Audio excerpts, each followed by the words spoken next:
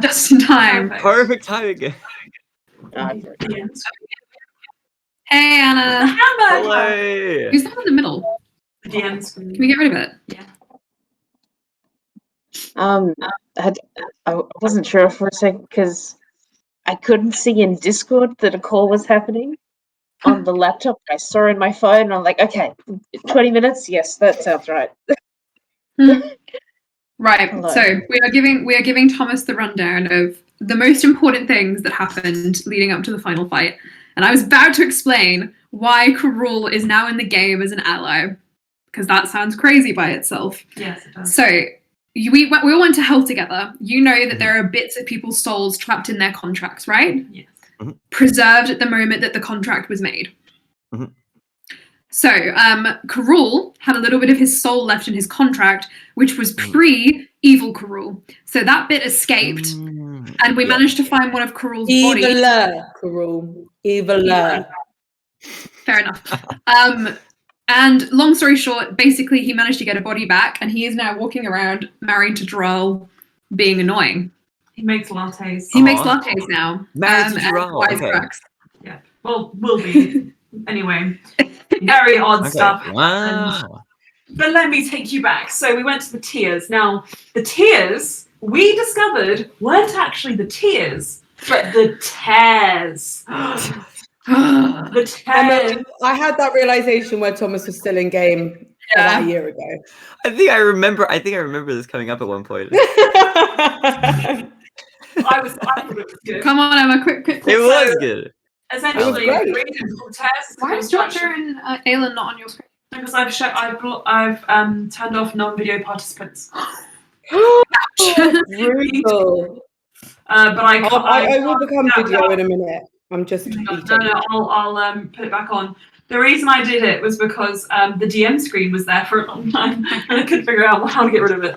But now I've removed it from the group. Anyway, so you went into the tears where you met this little weird child who was a ghost, and you started seeing all of your these fragments of hallucinations who were actually becoming real the more you interacted with them. So the more you spoke to and interacted with these hallucinations, to speak it is to make it real. So Bluey saw this child and was like, "Hello, are you all right, Basil?" And Basil. This is the child who she had met in her vision from the trials of the Wearing back. And the reason her hands turned red is because when you engage with the hallucinations, you start turning into Painite, and the first stage of Painite is red. So that's why Bluey's hands have been red this whole time. And that was another thing I've been mean bolognese every night. Literally, yes. Carmen-Trant, turns out, it's not the name of the deity, but the name of the first child who sacrificed, and by giving her back her name, you basically destroy the tears. However, by this point, you've been fighting like hell, and also Valis appears, and Elijah, who is there, by the way, tries to throw him into the Shadowfell. Ulster protects him, and Valis was like, ooh, ooh, and it's all great. However, Elijah makes it through the tear to Fey Ways, which is where you want to get, remember? Okay. He's stretched. And plot twist, you guys are super exhausted, so Loran invokes the gift that Titania gave you guys of an extra 24 hours, during which time you guys can take a long rest. So I made everybody text me whether or not they wanted to take it, and if one person said no, then it wouldn't have happened, but everybody said yes. So we went to the Feywild for 24 hours where you met Titania, and basically Titania was like, hey Cass, you're mine. Also, I want Loran and Ulster, and if Loran looks like he might do something regrettable, force feed him fairy food for me. And Cass was like, of course she was. Cass was like a big fat no. I will die before I do that. Meanwhile, this whole time, Loran and Cass have been having such drama because Loran injured Cass when he was in a raid. The drama. Cass was upset and hated herself and hated Loran, didn't really hate Loran. Loran hated himself and hated Cass, didn't really hate Cass. But you're missing out the whole bit where Cass was possessed and tried to kill Loran. Because Loran was the only one that knew that Cass was like possessed, but he was crazy, so no one believed him. It's true. Yeah. Oh my god, that was crazy. Anyway, so much happened, and it was very fraught. Yeah. We leave the Feywild. We are in the Tears. Elijah is there. This is the final fight. We go to Feyways. It's just like Slea's vision that she had before. The footsteps that she walked in her dreams are still there. She walks them, and she can sense Cassiel's presence beyond the veil. And Cassiel speaks to her and encourages her. And Slea digs up a treasure chest, at the end of your 5-year-long D&D campaign.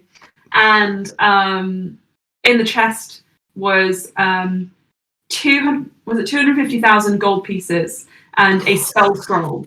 And this was the whole time Slea thought that her fate was to become the next Star Martyr, when the reality was that it was actually her fate to bring her father back to life so that he could carry out his destiny and become the next Star Martyr. So Slea got to meet her dad in person for a brief fleeting moment, like a cherry blossom tree blooming in spring, and then because of this is true resurrection, isn't it? That's the spell that was learned and then performed with 250,000 gold pieces. Precisely, and now there's only 2 people in the world who can actually do that spell, because the spell scroll was destroyed by a weird act of wild magic that was just a bit of bad luck.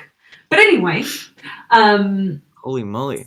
Slea brought back her dad, and then Cassiel was disintegrated by Alan. Final fight begins. Alan is there as an eye, and also Karul, because Ulster talked to his hallucination, Karul became real. However, Now there's 2 Karuls. there's 2 Karuls. One of them is not there. But he also merged with the Mulch version of himself from Titania's Court, because he got Mulch. Do you remember? That was the one I was around for. This weird disassembling zombie Mulch Karul, right? And that's what you guys were fighting. That is what you guys were fighting at the beginning. And That's where my loyalties level. lie. That's where my loyalties lie. Then the cloak got a bit wavy because everybody was dying. And some dragons came through. You guys could literally see Tiamat. And guess who showed up? Lorelei, the green dragon who you dug out of Randall Payne's eye. Oopsie. And then what happened? You're summoned Zoltan von Barrow, the shadow dragon from the from the Shadowfell. And then there was a shadow dragon there. Am I missing anything? No. No? Cool. 2 dragons. And then what happened? Ulster turned into a dragon. 3 dragons. No, that was after he died. Millie! Also died. He got power word killed. He did. By Oh Karul. my Like, almost beheaded. There were 2 options that could have happened. Either Karul would have killed Cass, or Karul would have killed Ulster. And Ulster put himself basically in Cass's way so that she wouldn't die. So he killed her. He killed him. Him. That's it. Sorry. He killed him. And then Odyssey died. Wait, who else died? No one else died permanently. I don't think. Yes. Gerard had to resurrect 2 people. Oh, Odyssey then. Odyssey and Ulster died. Oh yeah, Odyssey also died, which I was like, if I was writing a book, that would have been a wild little plot twist. Yeah. So Odyssey, who was I think just a few- resurrected, I think- also died. I think quite a few people got knocked down to 0 but didn't die. Cass and Slea both. Yeah. Yes. I think Loran also. Yeah. Loran also got knocked unconscious. So it was really, really touch and go. Sounds And good then with they sweaty. won. Yeah. And then we won. They won. Okay. Well, hang on. Yeah. Dural came back through Sorelleras's door. And Yes. Dural is the one who is resurrecting people left and right. And you're alive, and you're alive, and who's got diamonds? Yeah, Let's Droll do was it. an MVP. It's good to hear. Droll Congrats. was at the beginning, but he managed to Managed to get that. get there. Sorelleras. Here's the thing, because Sorelleras has a door that can kind of defy space and time. He managed to appear in Feyways through much effort. Now, at the end of all this, Sorelleras is there, and he's like, "Well done. Good job. Now to collect my prize." He wanted the freaking what? Orb of Dragon kind. All the dragon kind, and for some dragons to come through. And he was like, good doing business with you, and then left. But he did give did he give them all a lift? I don't remember. Yes, he did give us a lift. He did give everybody a lift back to the real world. Everybody returns to Melas, which has been protected by Ulster's Druid Grove, and we say our final goodbyes to Cass. Which and is it's very sad. And Ender's alive. And we find out that Ender lives. Wow. He's brought back to life. Because Loran and Saraza beheaded Elijah. Which was very necessary for Ender to return. Bluey realizes that Melas has been completely destroyed and will soon be taken over by the sea. But also that Melas was built out of... You see the little numbers just whizzing around Thomas's head like, what? I have to clarify one thing really quickly, just because I need to know if I dreamt it or if we actually played this or not.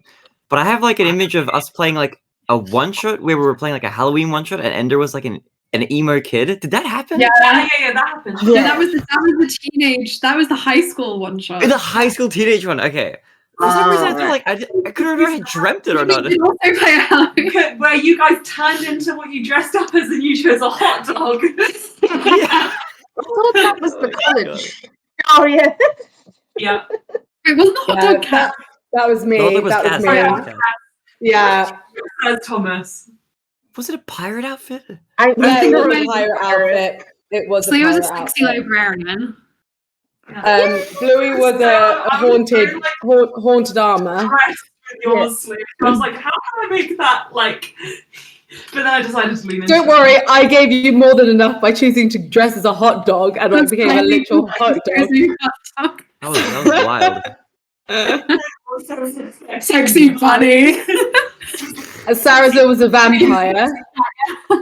Saraza was a sexy vampire. No, Saraza was a sexy gladiator, which meant he was just. Heb was the sexy vampire. Kev was a sexy vampire that bit Saraza. Yeah, I remember. Yeah, Saraza was running around and it was crazy. And then there was that thing at the end was Wait, we have to tell Thomas the most important thing about Saraza that we learned last game. That should come out in game. Okay. What? Okay, now I'm curious. So you'll soon discover that putting us two in a house together 24/7 is a bad idea. But I'm enjoying it. It's called developing lore. Anyway. I'm liking this double angle action shot that we're getting right now.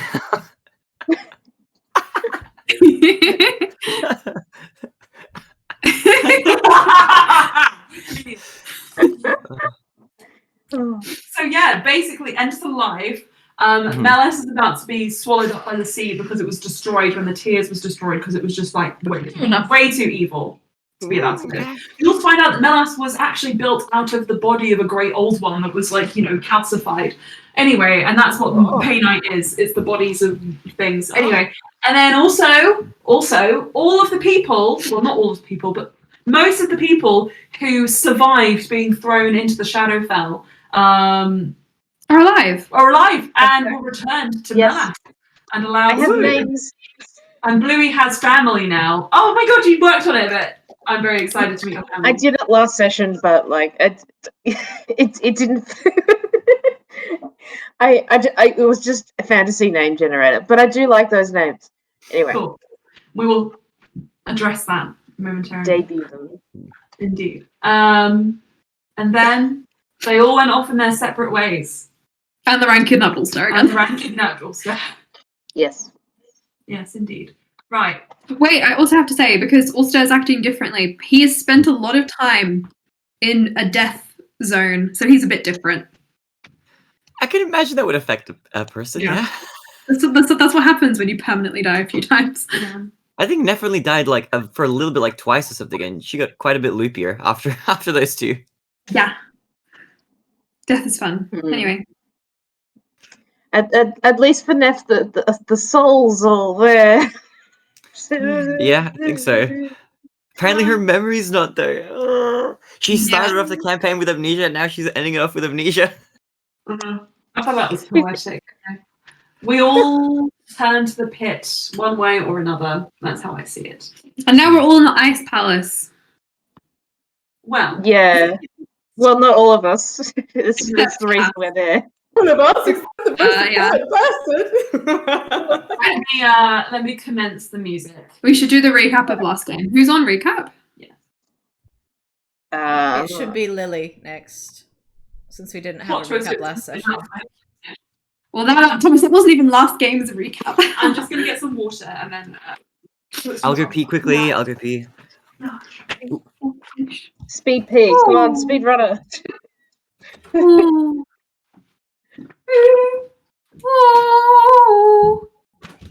I interrupted his bath time. His bath Some time. nice notes. Has this been recorded or not yet? Yes. Okay. We are in the process of recording and have been for the past 15 minutes. I was Thomas's about room to. looks like a store. I was about to spook my like choir thing. Sorry, I was about to mention that I have a choir thing very soon after some certain people might be in my city. It might also turn into an advertisement if it's on YouTube. It's like, come to my concert on this date. What's the date? Because Emma and I are going to Melbourne. I think it's like 3rd. Sorry, let me.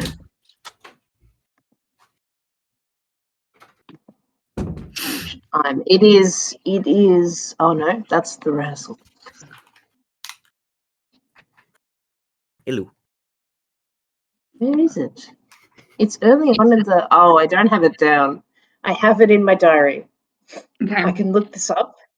Emma and I are going to Melbourne probably at the beginning of December. We need to book tickets though and figure out where we're going to stay because neither of us are particularly well off. So we are trying to find like a cheap-ish place, hopefully in the CBD, so we can enjoy the city whilst not losing him. Keep me updated. I want to come meet you guys. Thank you. The stinky ones. They're both mine. I know. Oh, cool. Lily's Is that a pumpkin? But it's also Lily's. Stop. No, it's fine. We live together, but everything is mine. I steal from Emma as well. My skirt. Yeah, I stole your skirt today. Yeah. Anyway. Oh my god, sorry to interrupt very quickly. I just remembered from that.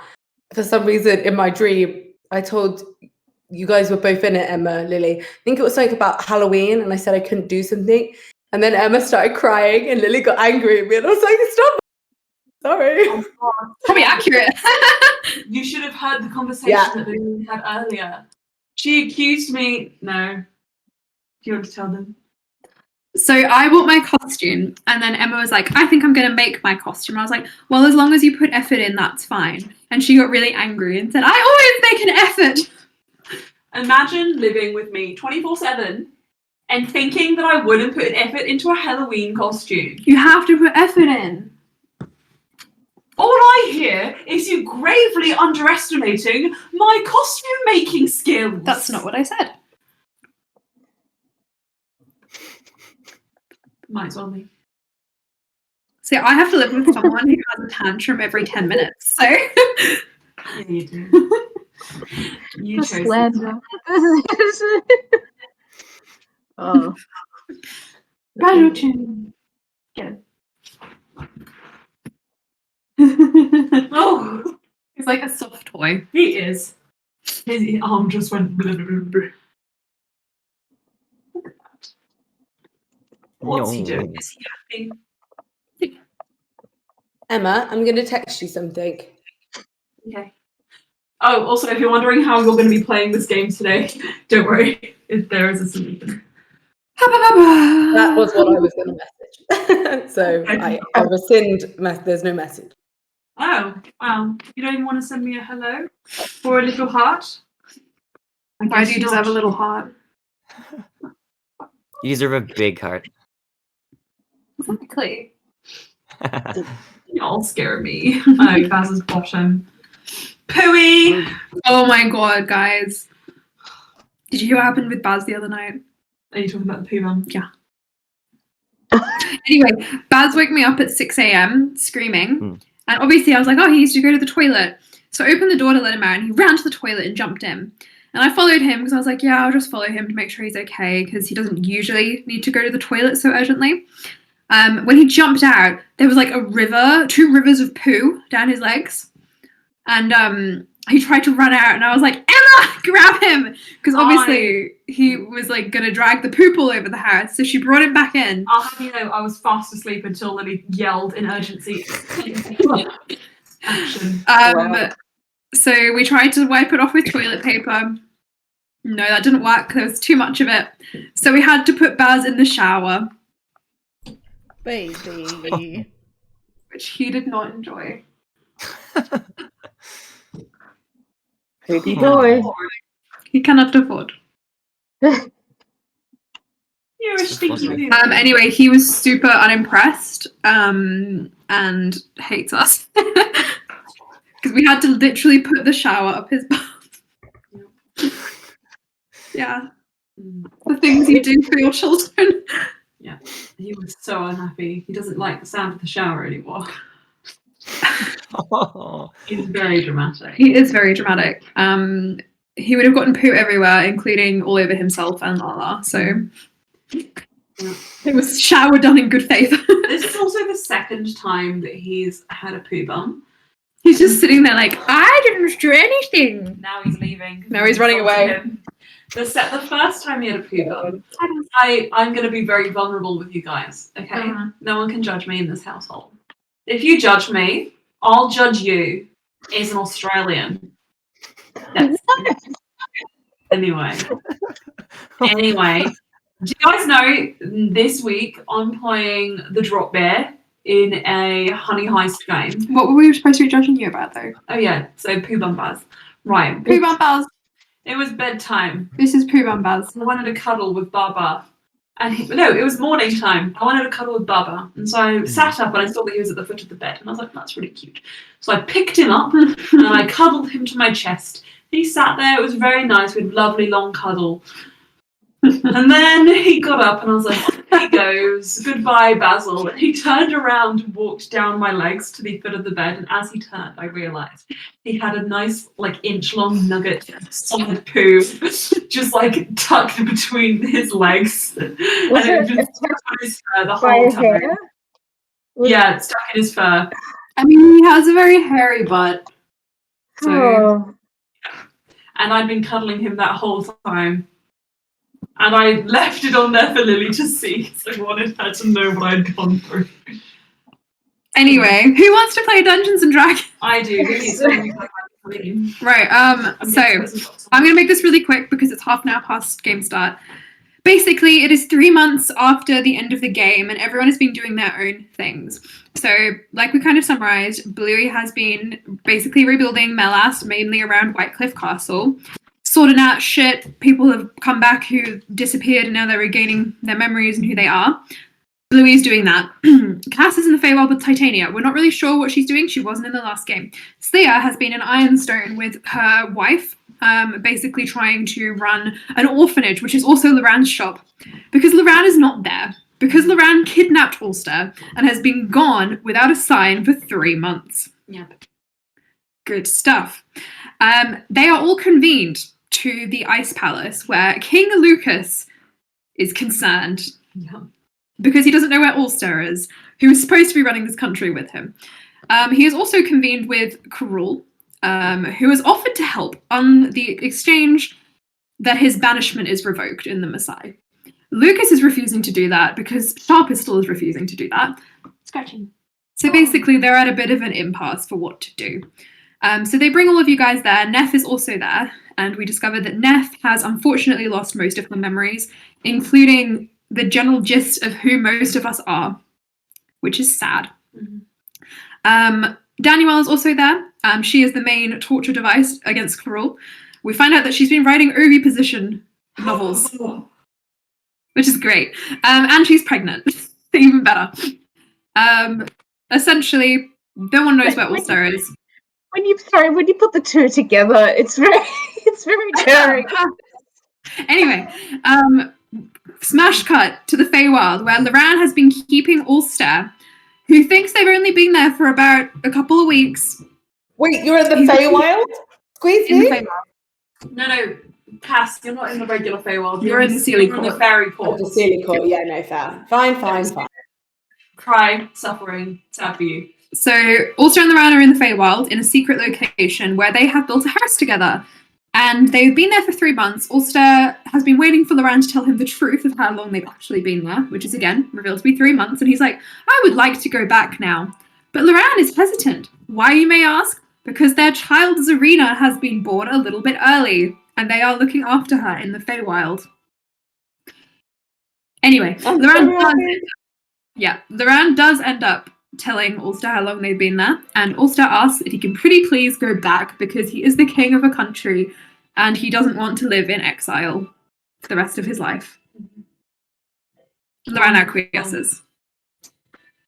Well, that is pretty much how we left the last session. Now, some of you may be wondering, how on earth do I play into this? Do not worry, we'll get there in due course. Music's still below. Sorry. With Carul's assistance, you were all able to contact the Feywild. Feeling confident that Ulster should return, and hopefully with Loran at his side so that questions may be answered. People taken into custody. The interrogation, which Lucas and Sharpistol put on, mostly to quell Rolmy's fainting fits, has been adjourned.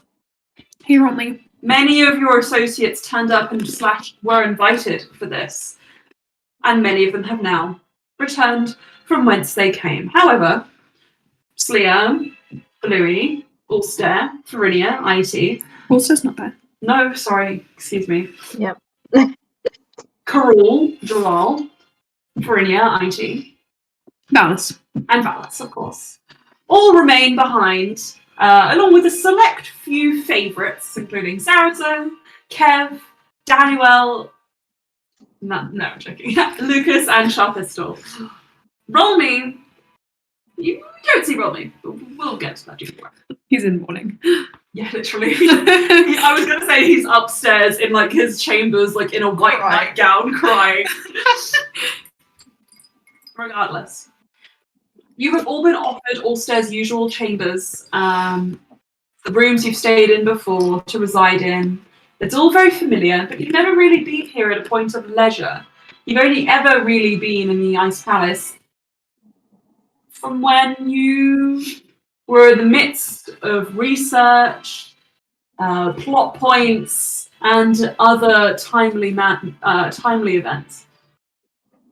So, here you are.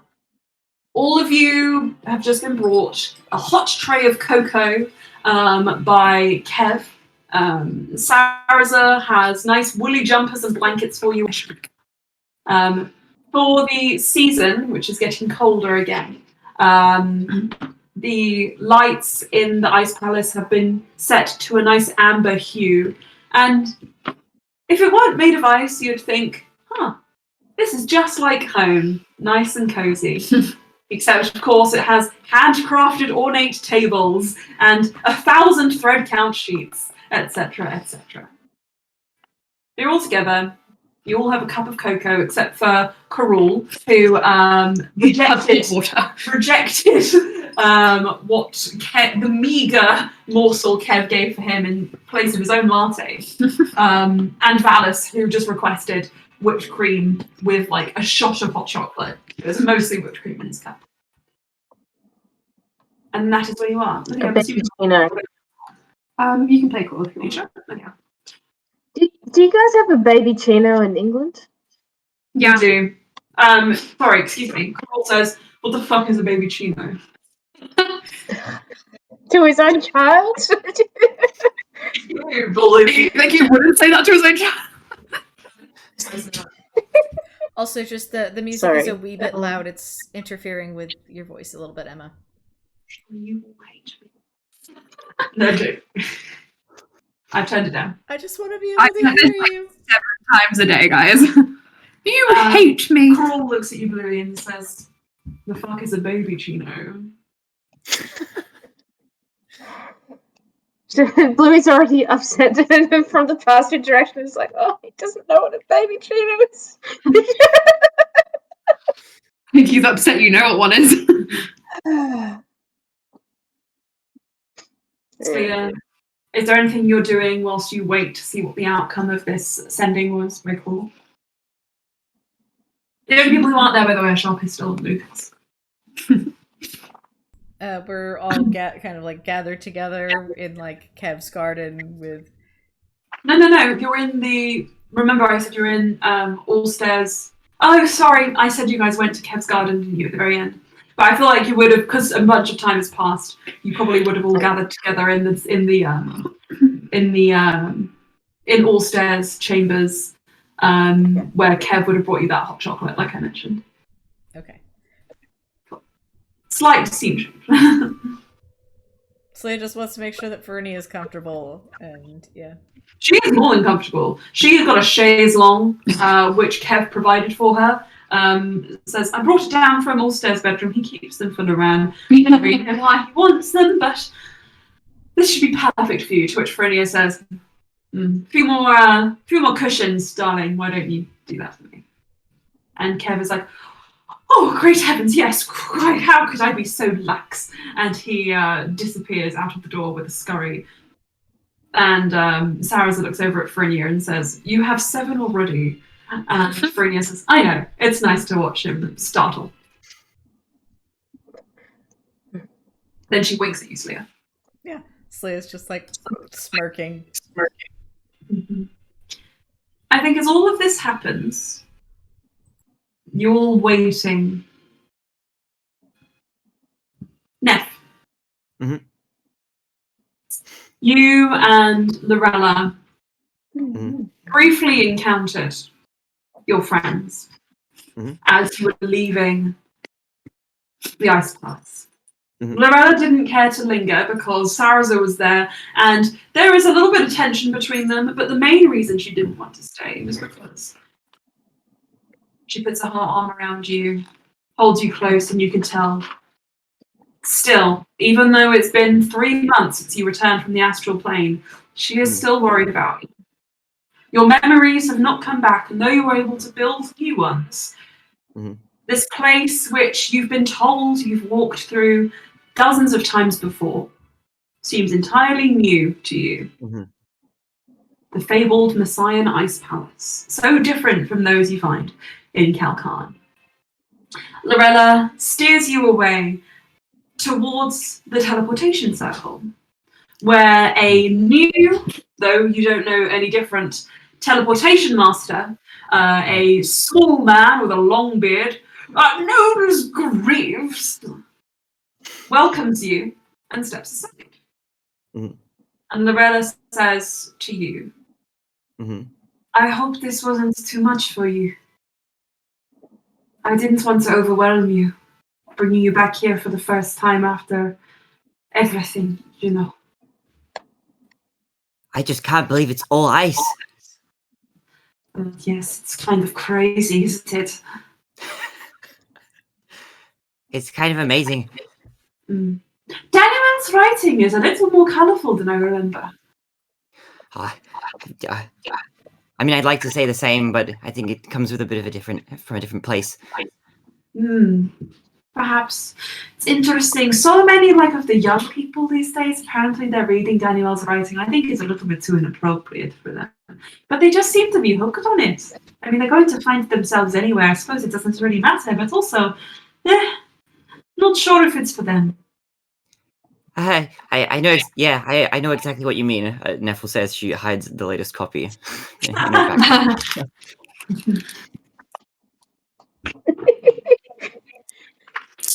Natural 20. Neff. Yes. Is that for you, or is that for your nephew? Can I roll a deception?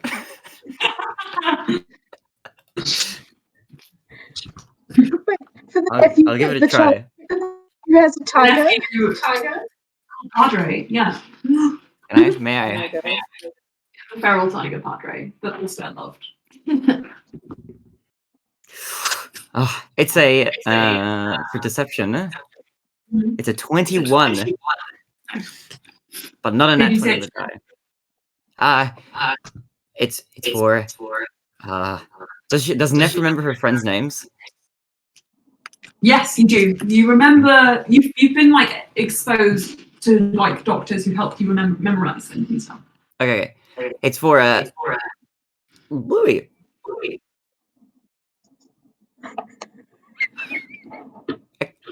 I knew that. Oh, that's quite the raunchy taste for such a reserved individual. Well, no matter. Not my business to be involved in other people's business.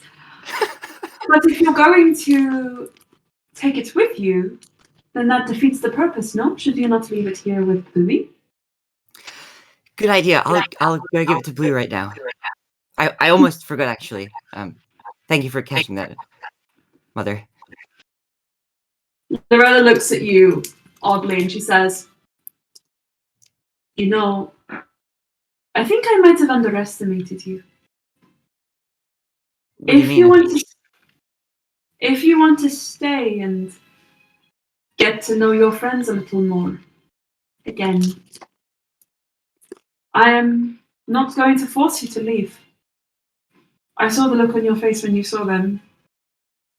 Even if your mind doesn't know, your heart does know that those are people who you call family.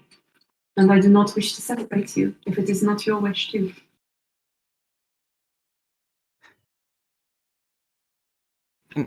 Might I take some time to think about it here? How about I come pick you up tomorrow? Or you send Okay. me a message otherwise. I think that sounds like a nice idea. There's still a lot of ice I haven't seen yet, and it's nice ice. She leans in and gives you a kiss on the forehead and then steps back for the teleportation circle and breathes just as, "Oh, let's go one from teleportation circle." And Loretta is like, "Yes, quite, thank you." And breathes up, "Of course, very good." And then pulls a lever, Kronk, and that's not how it happens. He recites a deep incantation and the teleportation circle lights, and your mother is swept away in a billow of ice splash. No, the ice palace has seen enough of that. Neff would have given Lorella a big hug before she would have left. However, when the ice dust settles, you're not met with the usual empty teleportation circle. Mm-hmm. You are instead met by two individuals, Mm-hmm. both of whom you recognize, but neither of whom you really can put name to face with. It's almost as if you've had their descriptions before, but you can't just figure out exactly who they are. Mm-hmm. One on the left is a pale, pink-cheeked with man, very androgynous in appearance, with long white hair that kind of just like sways down his back. And he's wearing fine, very relaxed clothing. And the other is similar in that he is a sort of like a man, but in all other ways opposite. He is kind of like very like colourful, warm-skinned, wearing like bright colours, with long red hair that kind of just sits now around his mid-back shoulder. He has a smattering of facial hair, and he is also wearing a very like fine outfit. Now, the air of one is somewhat delirious.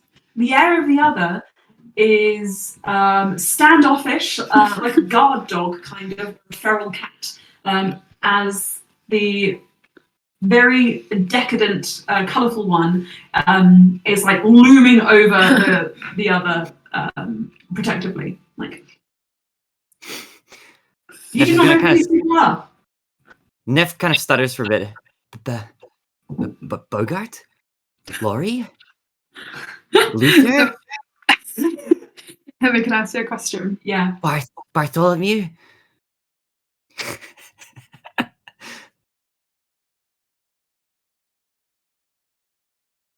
Blu-ray? Blu-ray was cracking. I enjoyed that one. I'm assuming it's Ulster and Loran. Ulster will look over Neff, and then he'll smile. Oh. She'll smile, but with a sort of a twisted expression on her face. A twisted expression. Like the same expression that you get when you were like trying to figure out the last word on a crossword puzzle and you just can't think of it. You know it's right there in the back of your mind, but you just can't remember. I'm gonna roll an insight. That's the expression I've come up with. Brilliant, awesome, 27. Ulster looks over Neff, nods, and then he will extend his hand to her. Neffel. Correct. Yes, that's correct. She'll bow. Well, pleasure to see you. What are you doing in my teleportation chamber? Well, I was investigating some of the ice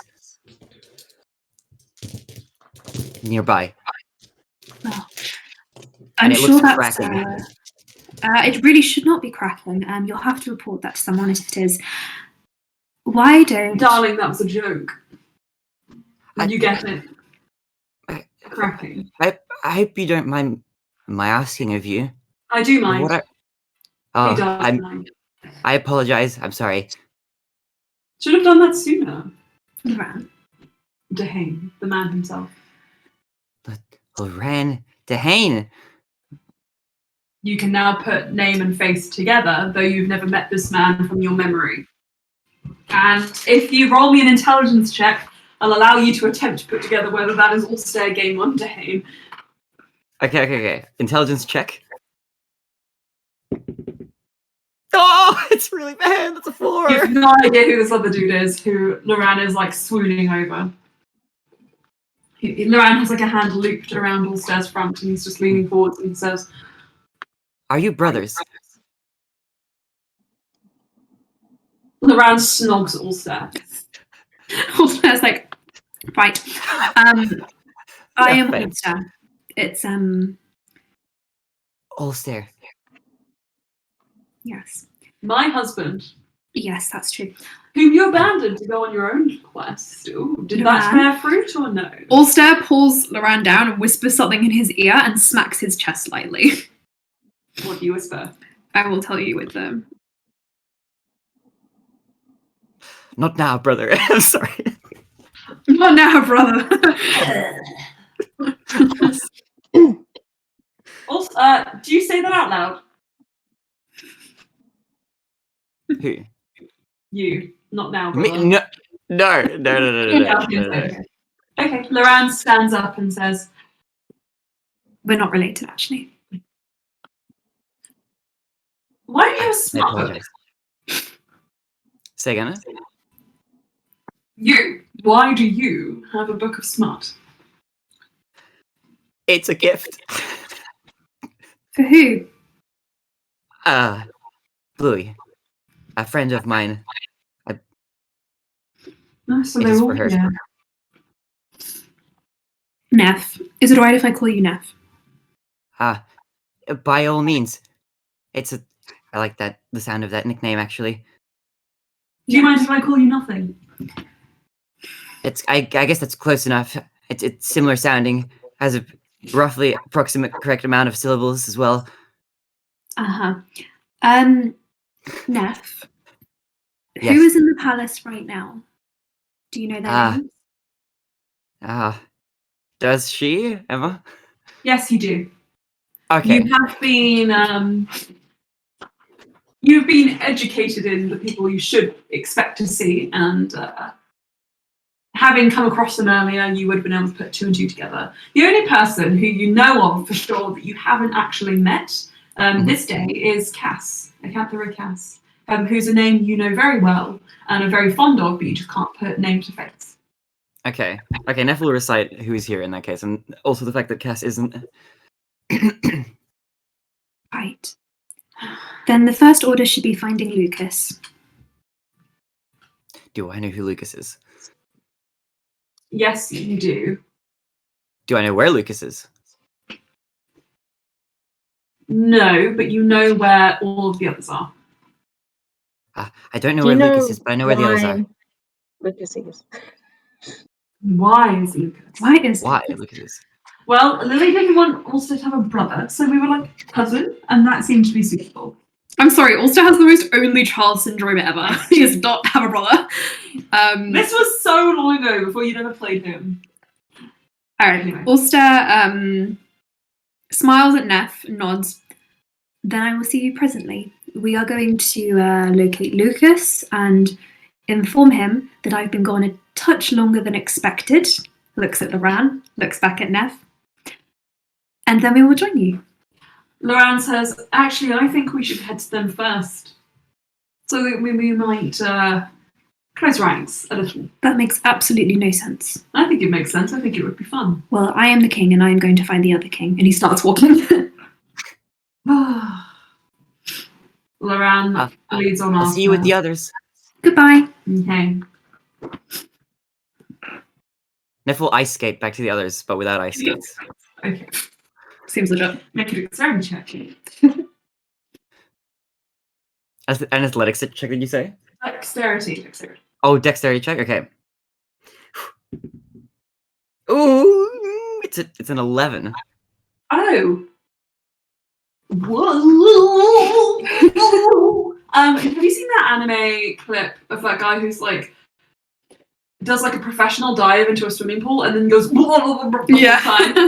That's you with the ice skates, and at the very end, as all of you, Bluey, Slia, the rest of the NPCs, watch Neff try and fail to ice skate up a steep staircase and wobble into the door. Neff just says, "How do you like my skating?" How do you like my skating? Oh, Kev holds up like a 0. Carl chokes on his latte. I thought you were heading off. I have a gift for you, Bluey. Doesn't tell them that Ulster is back immediately. Sarah looks at it and you can sort of slowly watch the colour drain off his face. Carol almost jumps out of his chair and just sort of like rips it to pieces. Like a catch, like. It was written by my sister. It's quite lovely. I've read it multiple times over. Multiple times. Okay, Carol looks at you I'll try. and says, "Wait, Bluey. Now, what's that book about?" You could read the blurb if you like. Or Bluey could read it. Neff hands Bluey the book. Bluey, do you read the blurb? Neff, thank you for this. But of course. I've always wanted a copy. Can I try and do deception for that or something? Hold on, hang on a moment. Bluey, you say that after reading this. Excuse me. When Alstar is abducted by aliens, the last thing he expects is to end up on an ice planet fighting to survive. Daddy Weck is out hunting and ends up on a helpless adventure for romance with a lot of spice to follow. Is that male Daniel times sub Ulster? What is happening? Oh no. It's an adapted bio from the novel Ice Planet Barbarians. Yeah. Ah. Which all of you guys should have a brief rumble at, just to see, because that's kind of the level we're looking at for Daniel's writing. Is Great. it just a blur? Yeah. Okay. The first page is the chapter contents, and that would be enough to fell a grown man in its absurdity. There are words you don't know on that, Louis. I thought Ulster banned her from writing about him. It looks like she just changed. Been there for 3 months. She just changed his name. Al Star. Alstar. So It's 2 names, by the way. It's A.L. Star. Al Star. And Danutek. So Bluey thankfully doesn't know a lot of the vocab. On the next page, is it a glossary? Is it a glossary of terms? Yeah, this is an illustration.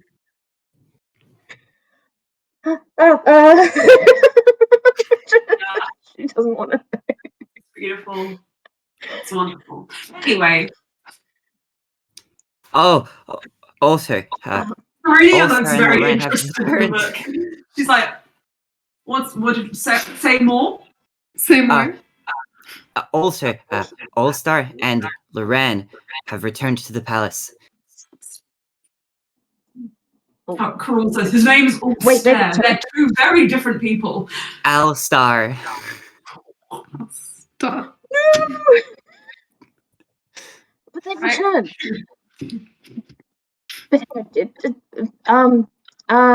But did they say anything? Did you see them? Toss it out. Yes, I believe they're seeking out Lucas, and then they'll be meeting with us. It's Lucas! I must go to him. Okay. No one's going to stop me. I've been wearing his clothes for weeks. Guys, I'm sorry. We have to put out some boundaries. Daniel, Kev, stop. You chose to come back. All this heat begins to melt the palace floor. We start to sink. Every day, I pray over him that he will return home safe, with his husband. Maybe. Why are you laughing at me, Nufel Karadaman Yazar? We are of the same ilk. What does that word mean? Like type. You are no less, no more than me. You don't have a right to laugh at me.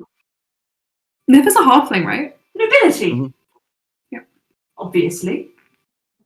I think I was fired. Nothing about us is similar except for that. Nothing. I guess that. How tall are we? Are we similar heights? No. Or is Nefel way shorter? Way shorter. She looks tiny. Up. I'm sorry for my giggle. It won't happen again. Kev goes, humph. Let's hope not. And there's a change in voice actor. Kev will leave the room. Sarasa just sighs into his hand. And he got upset at me for... Not yet. That was only my nightmare. Anyway. Wait till Ulster finds out. Kev leaves the room. And Ulster, we return to you. Yeah, I'm just blowing my nose. Loran looks disquieted next to you. What's new? Next to you. But you notice that it's very different from before. It seems to have been an expression that started around when Neff mentioned Cass, specifically Cass being there. And he's walking ever so slightly behind you, just a slight drag in his step. Not his usual sort of waltzing sort of glide. I feel I have to ask what's the matter. It's not really something that I've confronted. I feel like look, I know we've been through fucking hell. I just, I feel like you came out of it with more friends than I did. I made a fair few enemies, and I'm a bit apprehensive. But more than that, it's Cass is gone, and she's not there. She's not gone. That's incredibly morbid. She's having a great time with Titania. Smash that. Loran shakes his head and just says, "No, that's you misunderstand me, Allsfair. I don't really even need. Who am I kidding? I'm not the kind of person who needs to constantly check in on everyone I know to make sure that we're still friends, you know? I can trust that if I've made a connection, it'll be there no matter how long. Mm-hmm. But I feel like maybe I broke something with Cass that I never repaired. And now I won't ever get to repair it. I think you will be able to.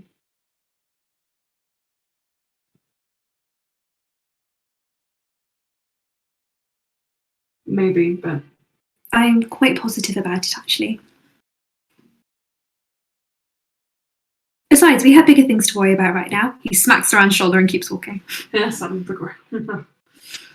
not sure how I feel about all this. And I will say that during that entire conversation, Ulster's expression did not change. Where are you, Ulster? Right now, I'm trying to think where Lucas would be. I'm entering different rooms in my head and assessing whether or not, logically, that is where he would He's over be. there. Ah, Lucas. Lucas, who has been like rushing through the corridors, out of breath, with no less than a dozen guards at his side, stops dead upon seeing you. Hello. Sighs. You look very worn out. Running a country for 3 months without your co-king would do that to you. Yes, well, I have a very good excuse in that he, points at Loran, he did not tell me how much time had passed. Right. Yes. And you just didn't notice. No. And being with your perceptive skills. We weren't on this plane, actually, so quite reasonable. Would he have anything to do with the whole not being able to contact other planes thing? Yes. We will have to talk about this. That's fine. But off screen, because politics can be quite... I mean, I have been somewhat communicating with Shua. I'm sure she made her agenda very clear. She spent most of the time sitting in your throne and growling at anyone who came close. Kev actually donned your clothes to feed her. It's quite clever. You should give him more credit. I do give him plenty of credit. I gave him a title. You sounded a little surprised. And is there something in your eye? No, I can see perfectly well. Lucas looks at you and then frowns and says, I'm mistaken.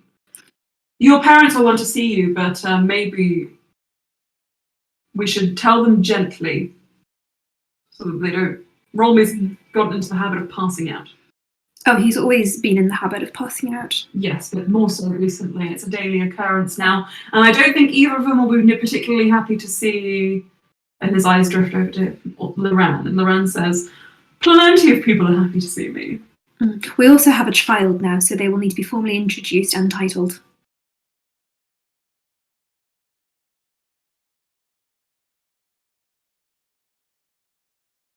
We definitely need to give them time to prepare. Come with me.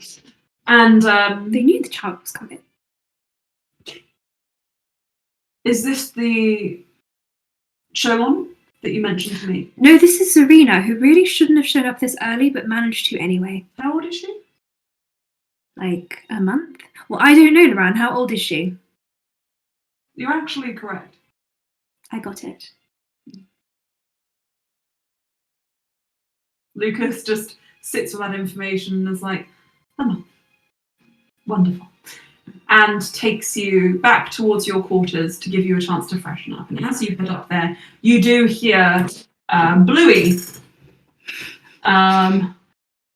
Bluey, as you kind of flick through by the light of the shadow of the dying star, which is Danielle's debut novel,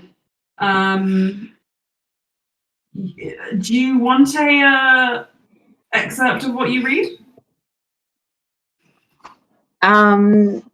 Yes, actually, that would be very fun. Okay. Excuse me a minute. Oh, God. I don't actually know if I can.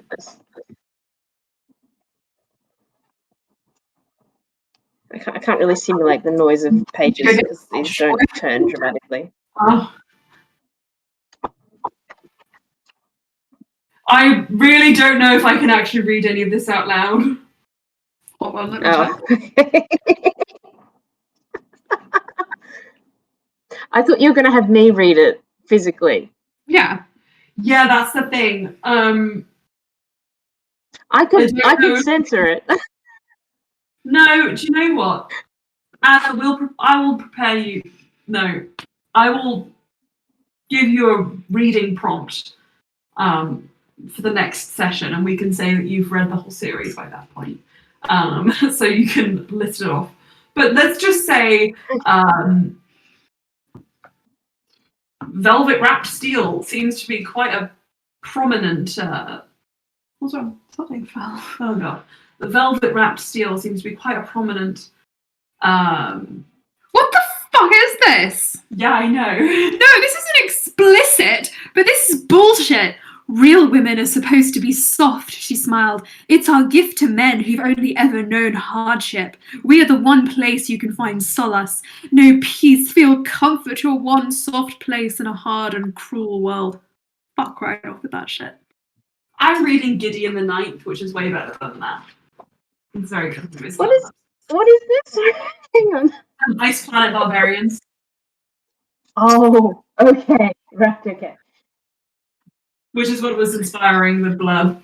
But anyway, you're upset.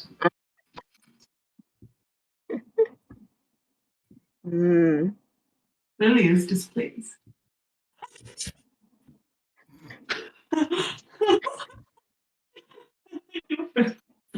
Better not be this bad. No, it's not. Do not worry. First of all, Danielle made herself a power top. Second of all, anyway, as you climb the stairs to your chambers, also you hear. That was hilarious, though.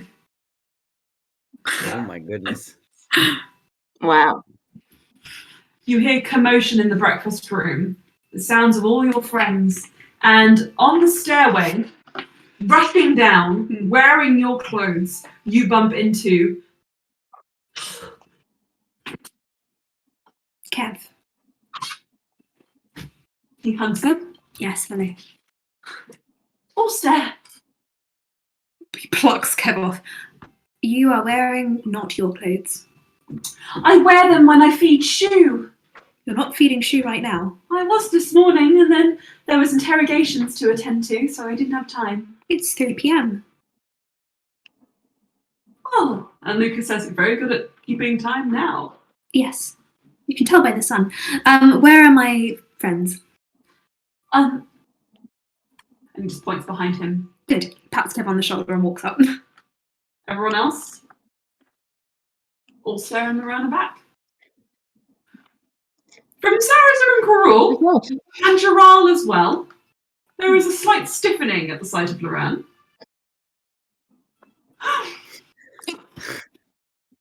Hello? Hang on. Oh, sorry. Sorry, let me...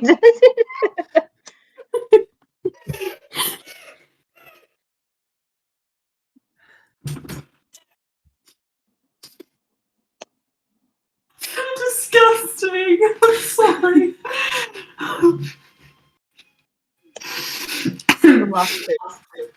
As if the fact to say they look awkward to see him. Sure, yeah.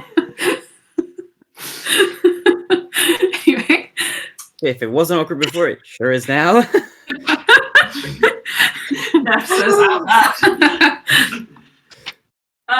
Well, let me start this again. Loran sees the atmosphere in the room and just says, I'm going to just go and get some water for everyone. That's what we have servants for. No, I have decided I am going to serve myself. He backs out very slowly. I don't think he even knows where to get water from. But yeah. Don't leave this room. Okay, goodbye. As the door swings shut, you realise the horror on his face as he can't see you anymore. However, Ulster, you are back with your friends at long last. Hello. Bluey. I've already seen you. Yeah, you're also there. Yeah, Slea's just how kind are of like you? staring. You all look very shocked. You've been Except alright?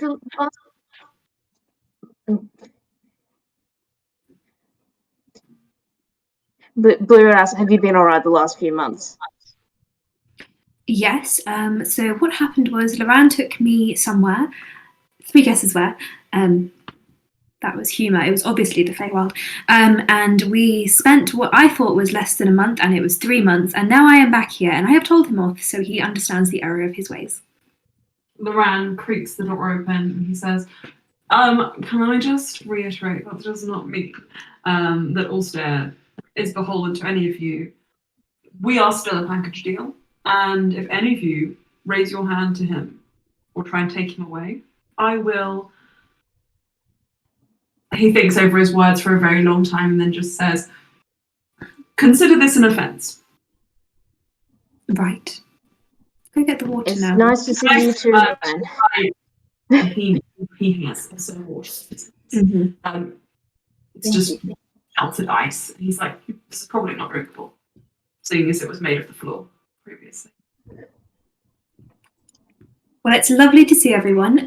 Please tell me your updates in succession, starting from Bluey. I've been catching up with my 3 siblings. Emma, are they all brothers? They are all of whatever race, whatever gender and relation you prefer. With Gasud, Jory, and Javuk, I just don't. It's been slow at Whitecliff. That's kind of where we all are, and trying to set ourselves up. I thought I could do more.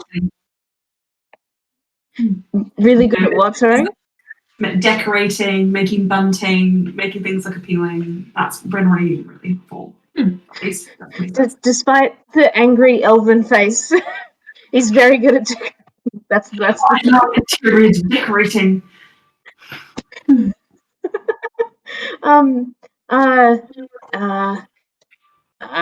Yep, Melas is it's just totally,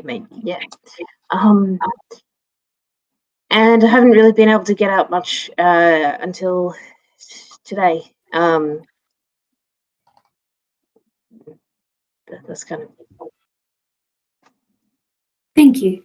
Sleia.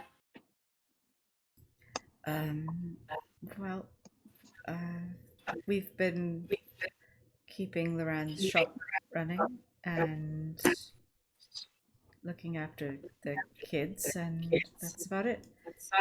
So that's what those energy bills were.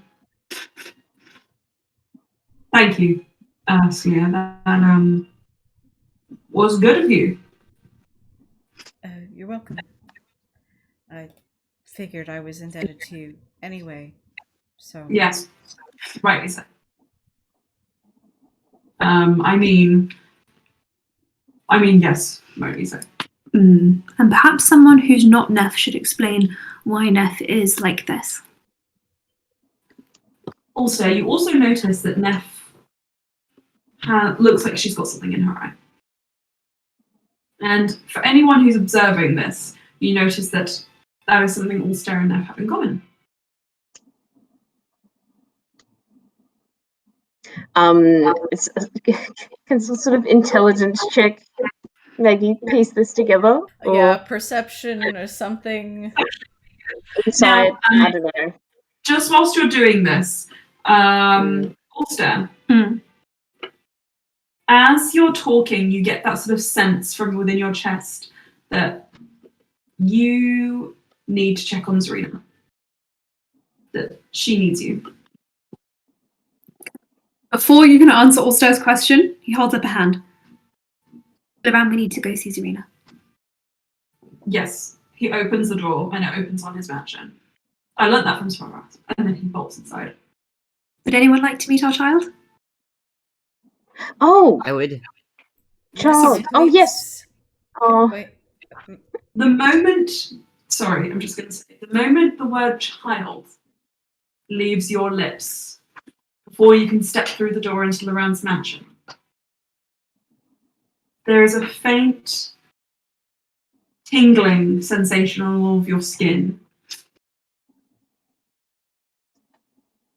Cass. Sorry to keep you waiting. Throughout your time in the Feywild, Titania has been keeping a very close eye on a particular still freshwater pool, which is just off to the edge of that mist-like maze that you guys had to walk through in order to make it into her realm. And she stares at it, and she occasionally prods it with her finger. And often you find yourself, when she calls upon you for duties, just watching her do this on the daily and bringing her fruit and wine and nymphs and satyrs as she requires. And she stares and looks wistful, and she says, "Oh, how I hope for a glimpse of them. Perhaps as much as you do as well." And you know she's in spring, just so you're aware. Okay, good to know. That's why I'm like, who? And she's a winter and kills me, and I'm like, oh damn.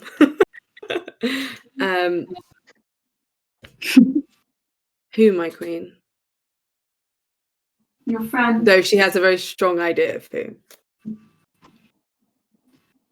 Ulster, Moran. My project's after you, or alongside you, depending on how things work out, or both. Would be nice, wouldn't it, to have you all reunited here? It would. I do feel awful about keeping you from your family and friends. I'm sorry, there's nothing I can do.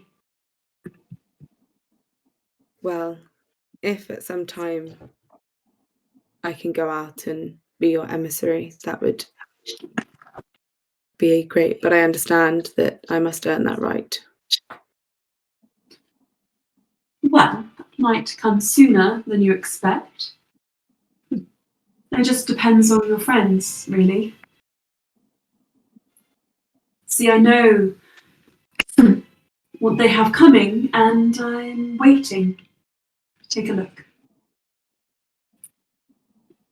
But I can't see. It's so sad. They wouldn't know where to send you. Oh, darling. And she kind of like reaches over and just brushes your hair. The little that's grown a bit. Well, what does your hair look like now? What do you look like now? Yeah, okay. So I would say, okay, for, I don't know, is Thomas still here? I don't know if Thomas is onto the loo. Okay, well, for everyone else, obviously she's got her scales, which are sort of blue gold. I actually wanted to ask you, Emma, where are those scales all over, or are they like? I wasn't sure if they were just wherever you like. Oh, interesting. I feel like she's not got. I don't think they're fully covering her, but I would say that like they're kind of like in patches. So if you saw her in a certain light, you probably wouldn't see anything. then they might catch the light, and then you would see that they're sort of like spread all out. Yeah. Her horns are sort of like Thomas, you're back. Okay. Cass doesn't look like you remember. Let's just put it like that. She's got all of her eyes back, but she's got kind of like vitiligo now. Yeah, she did have bits of her missing for a while after closing the book and causing rifts to open up. But where the rifts were is sort of like vitiligo, is it's sort of like a pearlescent sheen. Vitiligo. Oh, I'm not sure if I'm saying it right. And then she also, when she used the orb of dragonkind, oh dear, we have an extra Emma. Wow, that's great. Charger, don't worry. And then I can still hear you. Cool. So when she used the orb of dragonkind, she ended up with scales and dragon horns. So she also scales and dragon horns. And also she has gained fairy wings at points, though I would feel like maybe in the fairy realm they're maybe a little bit more present. I don't feel like they're not there all the time. She can't fly with them. They sort of act as a shield so they give her added AC. But I would say that when she's in the fairy court, they're probably sort of there. But if she left the fairy court, they probably wouldn't be, unless she summoned them. So now how does she look now? So she's got gold chains like dangling between and off of her horns. Her hair is growing back a little bit, but it's sort of probably about, I would say, like that thick from being shorn off. And I would say that it's sort of, there's like gold threaded through it as well, with leaves and all sorts of stuff. I would say that she is wearing kind of armor, but not like, I would imagine it's sort of like bark. Yes, very cool. Armor. Kind of like Arondir's armor from Rings of Power, right? Yeah, but like actual bark. Nice. And she also has some tattoos down both of her arms. She has tattoos she has a little lightning bolt. She has to be honest though, Thomas, I've really struggled to think of one for Neff, because I kept coming up with really stupid ones. And then I was like, do I come up? And then Sakura, the cherry blossom whip. Ooh, yeah, that's a good one. Do you think that's sort of good stand-in for Neff? For an image, because I was thinking she has her spiritual weapon as well, the 7-pointed sword. Shishito, yeah. The 7-pointed sword. Because I was thinking like pirate sword. Pirate sword is cute. So I wasn't sure. Pirate sword is cute. Pirate sword is cute. I like that actually. Yeah? Okay. So there's like a little pirate sword with a tiny little parrot. There is a piece of cake. Oh, for Sarasa, because that's all he brings to this part. Oh, he's got more than a piece. Are you joking? No, I'm deadly serious. There is cake on her, and it is Sarasa. And there is a flame for Loran. And for Celia, there is a little constellation in front of a moon. And for Ulster, there is a sunflower. And they go down both arms, and they're sort of interspersed with, so they're like on a vine, and they're sort of like those little symbols are on the vines. So I love that. And actually, I think there probably would be one for Jaral. So I think for Jaral, not a latte for no, sorry, Karul doesn't make it, but Jaral and Valis, I think they have like a joint one. I'm just trying to think. Yeah, I was thinking. I feel like a dagger, like with like quite pronounced shadows around it. Cool. And I would say that's sort of Jaral and Valis sort of thing. And I think I haven't missed anyone, have I? I did get everyone, because you know when you run through these things and you always forget. But no. Sorry, my computer's gone weird. There we go. This is better. You have what? Sorry. I think I have. I think I did. I've got a symbol for everyone. Perfect. But if I've missed anyone out, let me know. But yeah, they sort of like go down both arms. But her hands are free for the moment. Sure. But they are waiting to be healed. What's Bluey's one? Bluey was a lightning bolt. Oh, I thought that might be for your javelin of lightning, but I get it now. Okay, cool. I love it. No, that's for Bluey. Bluey's the lightning bolt. I love that. Okay. Well. And the cake is definitely in the bicep, so that she can like flex some more cake. She I think that first of all, tattoos here are all done with like the iridescence of like various fungi. So they like all glow up like psychedelic fairy colours. As you like. Nice. However, as you sort of feel Titania brush her hand through your hair, she just says, "Are you not lonely here? I would hate it if you were lonely." Your company is everything, but I do miss my family.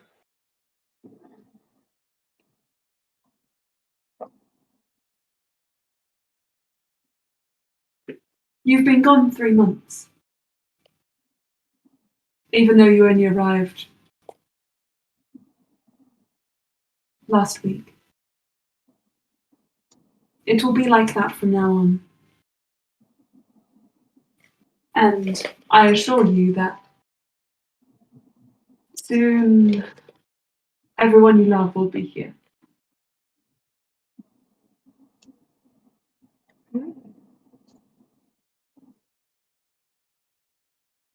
What's wrong with thinking? Yeah, I think Titania probably know, but I think Cass looks not super pleased by that, because she knows like that means it's a really long time, and that's quite a sad thing, and she doesn't sort of wish that on anyone, but also she would love to be with her family again. So it's a bit of a sort of mixed response. For sure. Before she can really register that, you see her head snap back to the pool, and then she says, "Oh, it seems the time has come sooner than I was expecting. I found them exactly where you'd expect. Look, here." And she motions you over, and you look down and you see she is looking into a room in the Ice Palace where gathered are all of your friends. Ulster, Loran, Sarazur, Neff, even, Bluey, Cass, not you, obviously, Sleer, Farinia. Imposter!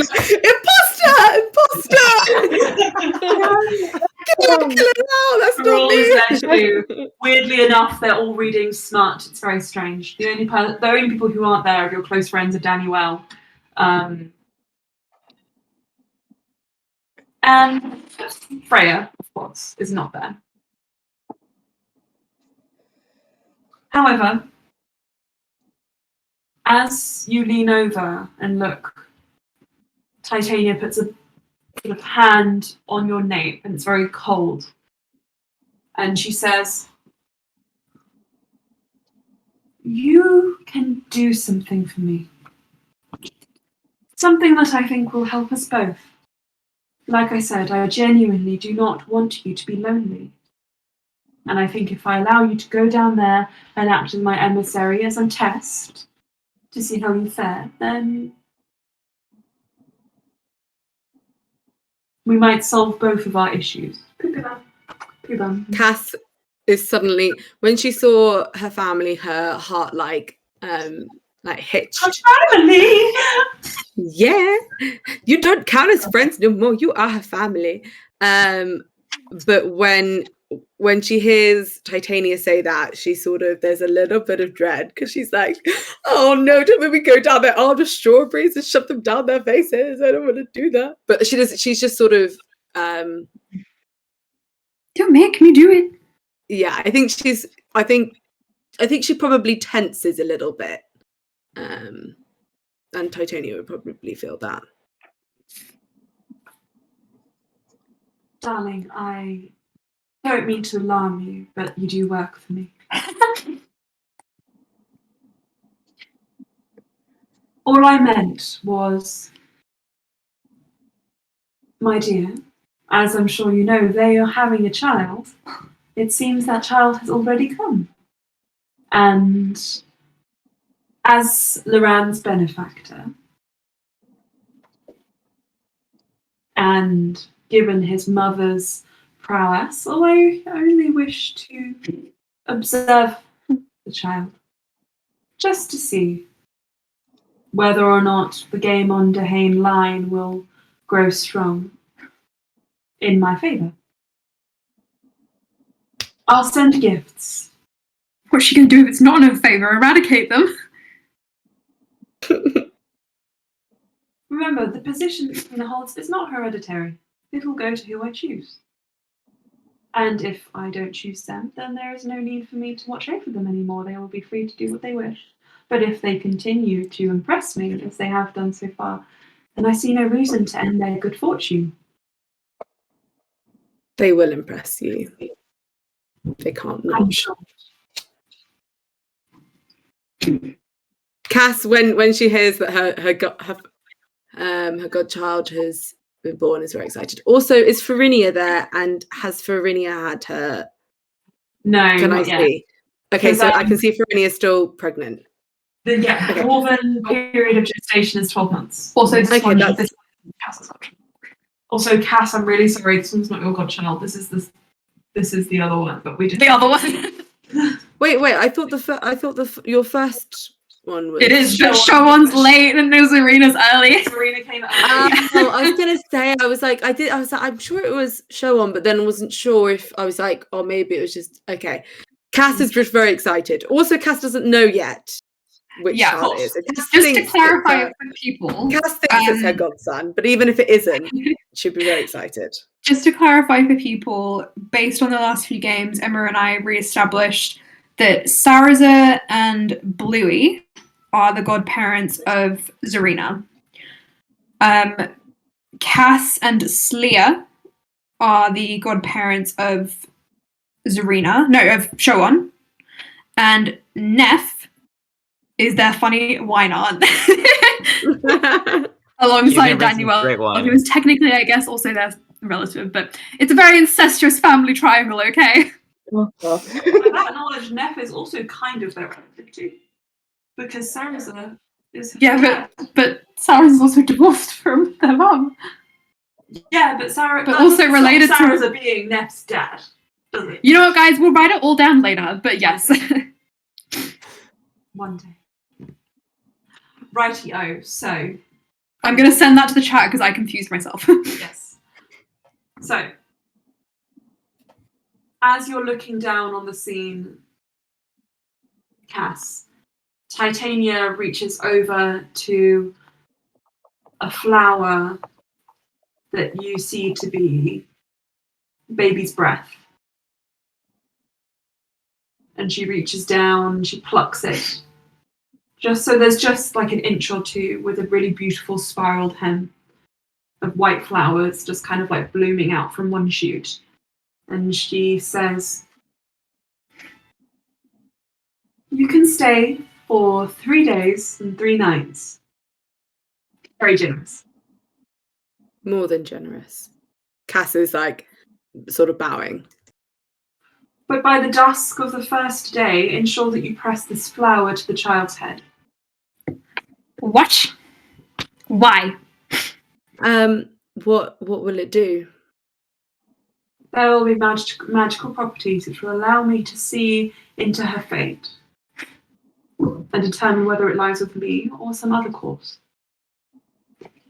And if it does lie with me, then I will mark the child, and she will be safe from all harm outside of within my vision, of course. I want to roll an insight check just to. I mean, I don't disbelieve, but I'm just. Why not? You scared? Ooh, dirty 20. She seems to be honest. She's not telling me lie. Telling lies? No, Mama. But is she omitting or leaving anything out? That's the kind of thing you probably need to ask her at this point. She doesn't seem to be, but it's hard to say. Is there anything else that might happen once I do this? Just as she is I'm sure they will ask me, and I want to make sure that I know.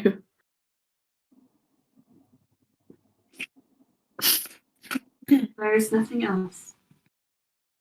Darling, I'm sorry. I know I've given you a full impression of me from my other seasons. But that is just the state of things, you see. That's how I am. I would not hide anything from you. You are my trusted advisor and friend, and soon to be my emissary. It does not serve me to withhold information from you. I'm gonna insight check that. Cass definitely does believe her more, but she's also, I think, let's face it, Cass is a bit scarred with trusting her patrons. It's not gone well for her in the past, so she is like the most powerful being that you guys have access to on a daily. Yeah, and also Titania isn't exactly like, she is still natural one. Cass is like, cool, chat. Sounds about right, mate. Yeah, great. Right. Love it. Actually, Cass, I'm going to text you something. Oh. Watch. Secret chats. George, do you think somehow a brief foresight could travel planes? But looking at her, but I'm afraid I'm going to say a no on that one. You have to be able to see the person you're giving it to. all right. Oh no. I'll roll it anyway. And can I Arcana check the flower? Well, if you had time, but the moment she presses it into your palm, she says, "Good luck down there, darling. Make the most of your time." And she pushes you into the pond. Everyone else, that tingle on your skin suddenly turns into a cold bite as with a splash of water, you see a fey creature land before you with a sparkle of pink. And Cass, when you open your eyes, you realise that you are not wholly there. When you look at your hands, you can almost see through them at points. A piece of you still remains, of course, as it always will, in the fairy court. I'd like to poke Cass to make sure she's corporeal. She is corporeal. I poke a few times, I go, "Oh, wonderful," and then give her a hug. Yeah, Cass sort of jumps up and then just jumps into your arms. He will hold Cass like a little baby. Oh my God. Welcome back. Emma, I sort of made a decision, and hopefully it was fine, that in the Fae, when she was at the CD court, her wings are kind of permanently there. Now that I'm on this plane, is that the case? Or if they're not, that's fine, but I just wanted to know. They are the only part of you that is incorporeal. Let's put it that way. Okay, that's fine. You can see them, but you can pass through them. Yeah. Those incorporeal wings will like wrap round you as well whilst we're hugging. He will examine your horns like, "Oh, wonderful. This is quite interesting. Hello, Cass." Cass. You have a child? Where? Must see. Is that why you've been sent here? Cass down. All of you are together now, by the way, just so you're aware. Can we all group up Cass now? Yeah, I think Cass will then sort of, once you put her down, she sort of like checks herself and then just sort of like runs at you all. And then I think she sort of like hugs everyone and then stops, and then she's gonna like look, like turn slowly and see Neff, and she's just gonna sort of like jump on Neff now. Neff, you've not. Nephew's gonna write this to memory. Cass, you look just as I remember. Actually, that's way better. Yeah. Cass like pauses, but by the way, she has hugged everyone else, so you've all been hugged very tightly, and now she's going to Neff. But before she hugs Neff, she sort of pauses and is just sort of like, "Are you okay, Neff? Because I definitely don't look like I used to." Oh, well, you look wonderful. I do, but that was not the question. That was a fact.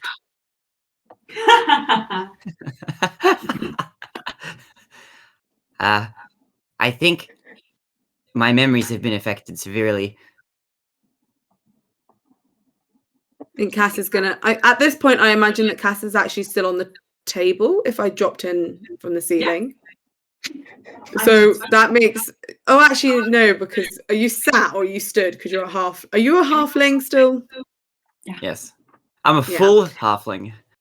Yeah. So if you're sat, then she'll sort of like crawl up to you, and then she's gonna look in your eyes because she saw Allstair's eyes before she went. Mm. And does she see the same thing? Do you see the same thing? You're scratching. You do see. She has In- they have cute matching birthmarks in their eyes. You do see the same thing. Yeah.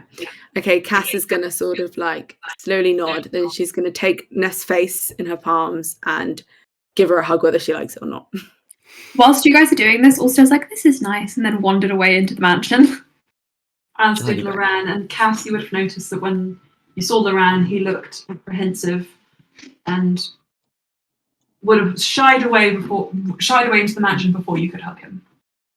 Okay, she would have gone to hug him. Okay, so let's say that you went around and Loran was probably the last person you got to, and you realise that he is not there to hug as you release Neff. Okay, then she's gonna like step back and be like, I must go greet my godchild. And then, but if anyone else, I don't know if anyone's going to correct her because she's under the impression that it's Showan that's arrived. You guys don't know it's not yet. Oh, okay. Actually, yeah. So then Cass is like, move! Godmother coming through. Back away. Everyone get out of the way. Even though technically it's actually Bluey who's the godmother. Everyone, the door remains open for you. And Slia, Farinia is like, upsies! Wait, who says that, sorry? Slia. No, Aelin to Slia. No. Farinia to Slia. Also, a note about Slia. Ulster probably would have been able to read this, but Slia seems very skittish around Loran.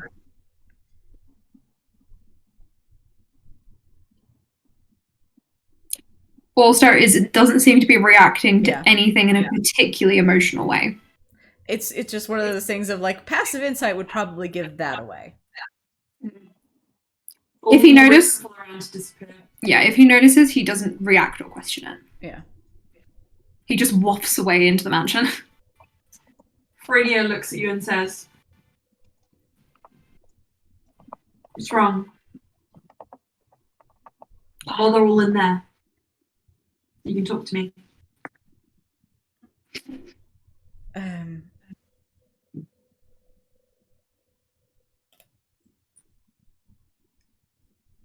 I don't know if I'm welcome in there.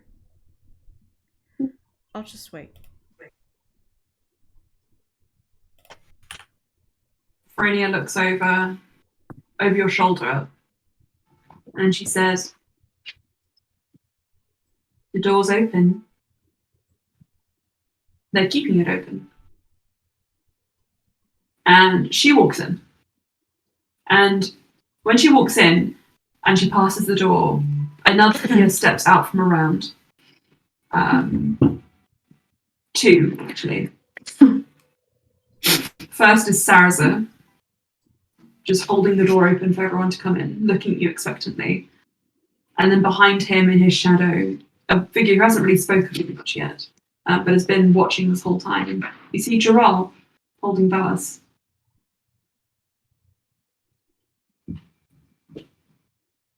Cass does want to say hi to them, but she's like very much focused. He's the only one who's like, no. Though he is curious. He's like, Ulster child. Convergence of two great bloodlines. But he's hidden behind like a magazine, situated within which is by the light of a dying star. No, I'm joking. I'm joking. That's like. Slayer, it's you and Karul, and Tharaza looks like he's waiting for you. Once Farinia goes in, Slayer goes in after her. She seems a bit overprotective, maybe. Farinia's like, worked like a charm. So she waddles forwards. Mm-hmm. Also, guys, I need you to know that Lala has a ball. And he's having a great time with it. Oh, good boy. He's having a ball. friend, La? Look, the green thing on the floor, he's about to jump on it. Yay! Well done, La. You Lala, well done. Good job, La. This is going to be all of you guys at the Ulster Loran baby in like 5 seconds. Yeah. And all of you, bar Karul, walk into the mansion. I'm going to say just because Cass is running. She's pushing and running. I need to see that child. I will say for his sake, Karul overcomes his awkwardness and succumbs to his curiosity and starts walking towards the door. He's like, and Jaral is just like, no, please, absolutely not. Sarah's asleep, just closes the door. He's like, oi! Guards, they're leaving me unattended. Fuck! The door closes. And at that point, we're going to take a break. Should we come back at 10? Yeah. So that's about 15 minutes or so. Get yourself some tea. Get yourself some snacks. Get yourself some water. For those Australians, it's really important that you drink some water in the morning to get you going for the day. Hydrate. Water. Hydrate. Turn your kits into a scarf. Yeah. Is it cold in Australia or is it warm at the moment? It's a lot of wet weather. Because it's La Nina again. I can quickly check the temperature. Apparently, in my suburb, it's currently 11 degrees. That is pretty cold. Baz is playing with Yeah. the ball. Oh, it's so much fun, guys. Right. Actually, it's quite cold today, specifically. Anyway. Yeah. Mm. See you in 15 minutes, guys. The cats have scattered Emma's dice. Ooh. Of course they have. Okay.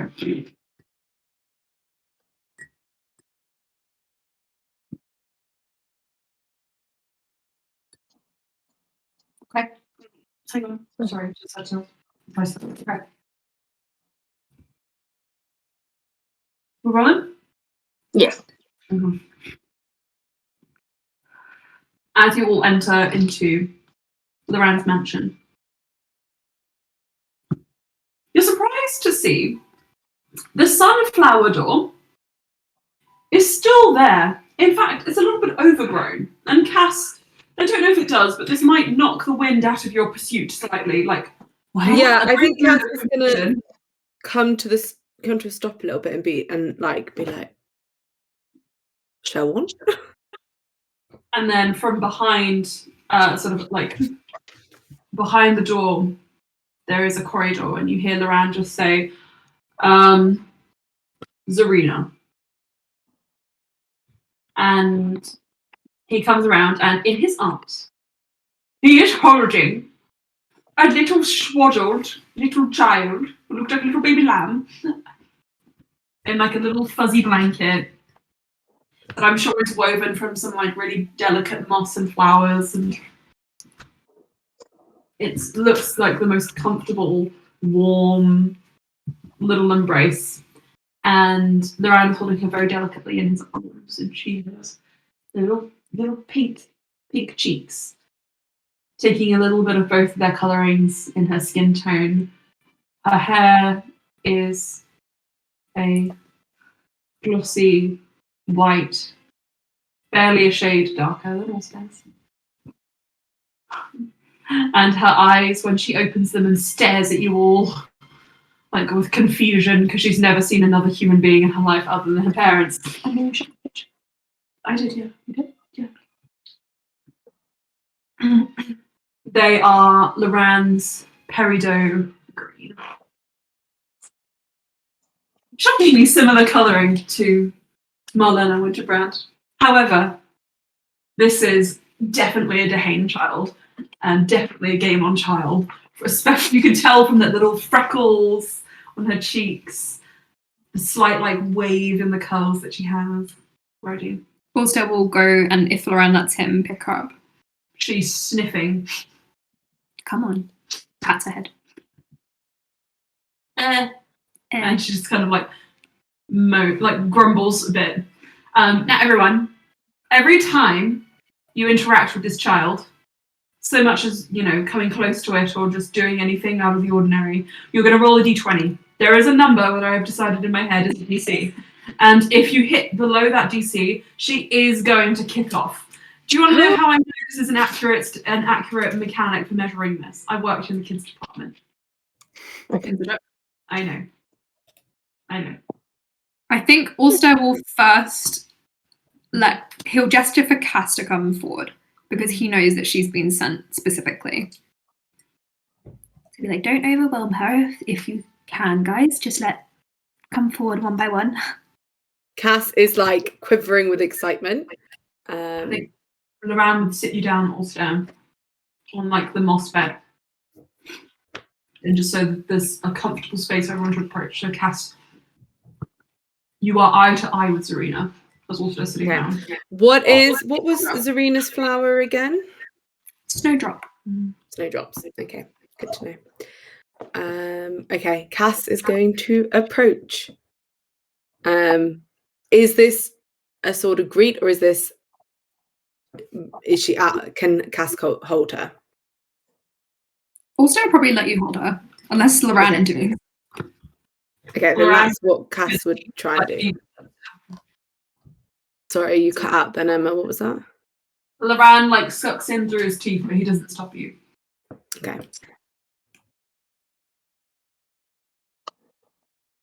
Ulster will pass her to Cass. Yeah. Give me the baby. All right, so I'm gonna roll. Do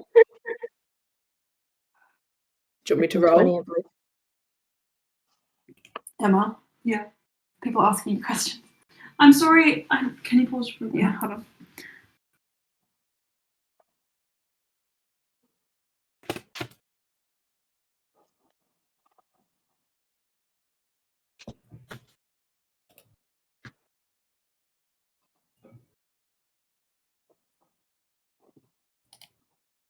I will roll with this dice. Right? Yes. Mic's off. Okay. Sure, you think I'm not engaged in the game, guys? I just had to check a message because it's important to make sure. I love you. So, can you guys repeat?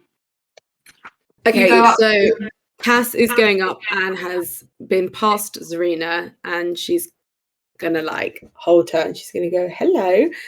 So do you want me to roll? Come on. It's a flat roll. Flat roll.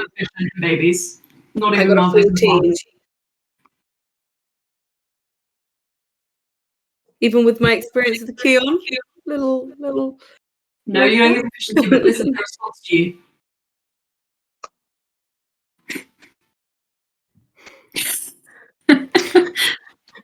Cass, while she's looking at her like that, Cass is gonna sort of wave her fingers, and a garland of snowdrops is just gonna sort of go around her head. She's running immediately. She'll be used to that though. Yeah, but Lily, this is a stranger. Ulster's right there. Lily, these are babies. Okay. There is no logic behind babies, especially not 1 month-old babies.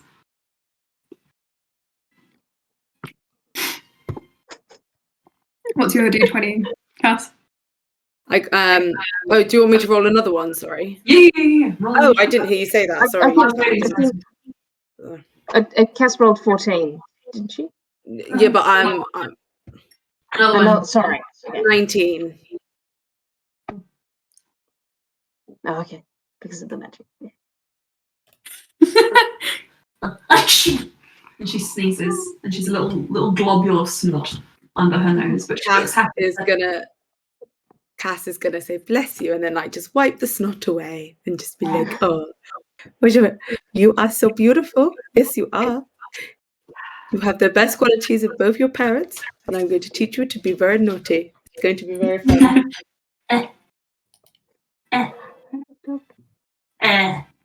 Do you want me to teach you how to throw a dagger? Do you want to teach? Shall I teach you how to throw a dagger? Yes, I will. You feel presence behind you, Cass. Short presence. Who clings to the shadows. I want to teach you how to throw a dagger.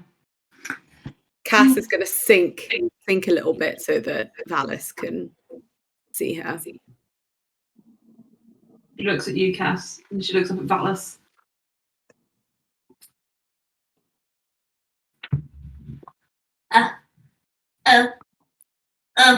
And then I'm just going to show you what happens from Zarina's perspective. As Valis just like pokes her in the face and she starts bawling. Cass immediately stands up and is like starts trying to soothe her, so that she stops. Also, will grab Valis by both wrists and be like, and pick him up, and then hold him in his hands. Bad Valis, don't poke babies. I was aiming for the nose. That is part of the baby.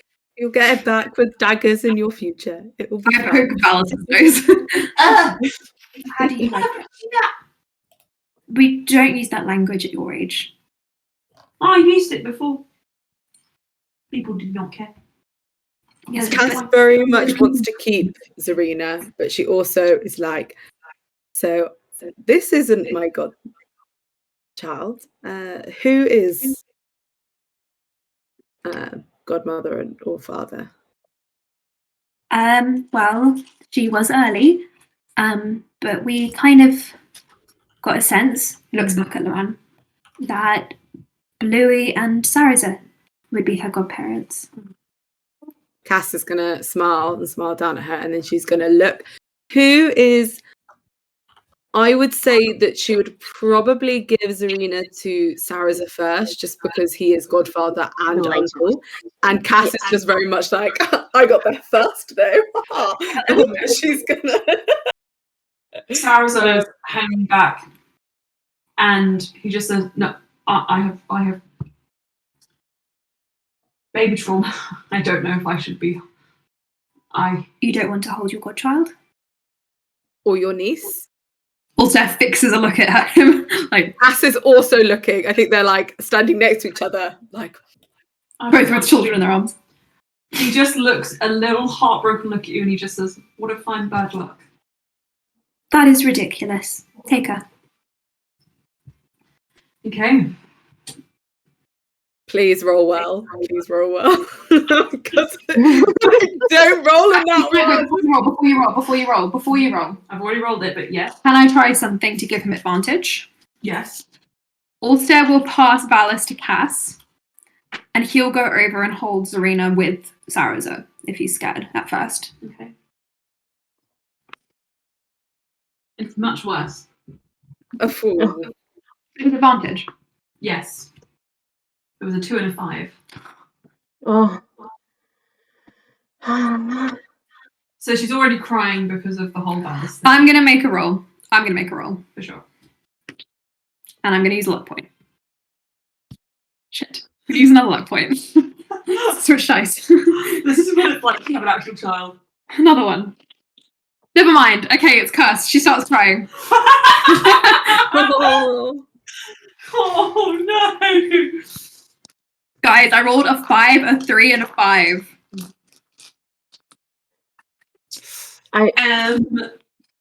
Fun. First of all, what that entail. Second, They were different dice. throw them all in jail. They were usually really good. Burn them all! Anyway, I don't know where that came from. But I think that we play it off because Sarah's is so nervous. yes, so Valis has already poked Zarina and she starts getting restless and crying. You manage to calm her down just to the right amount, and then Saraza's already nervous, and when you kind of like help him hold her, she's like, bleh, and she vomits on his shirt. Ulcer's like, oh dear. No. Cyrus is like, yeah. Ryan, could you press the yeah. Ryan is kind of like, and then Gerald just says, I can help you. Hello, Gerald. Valis threw up a lot. He also shat himself often. How does Valis react to that? Yeah. Valis like 5. He gets his dagger out. Gerald is gonna try if you'll allow him. To hold Zarina? Yeah, Or at it's least help fine. you guys.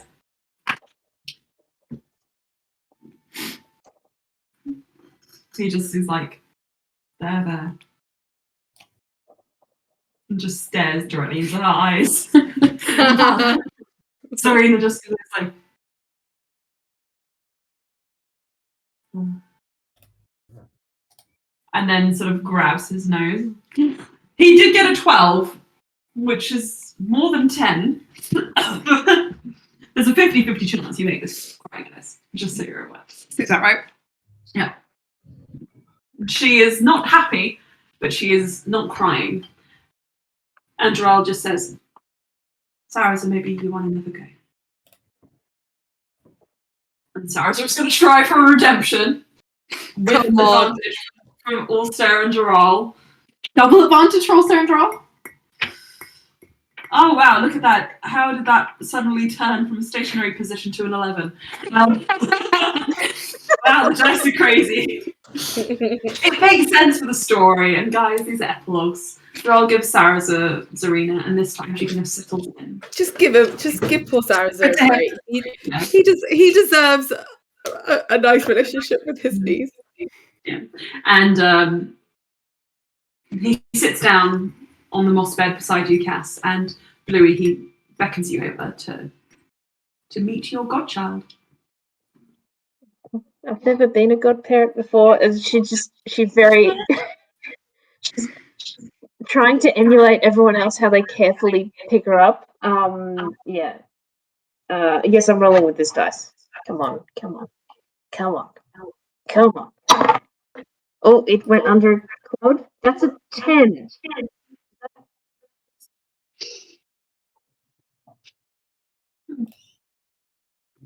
Oh. Okay, that's good, right? The babies need sleep, right?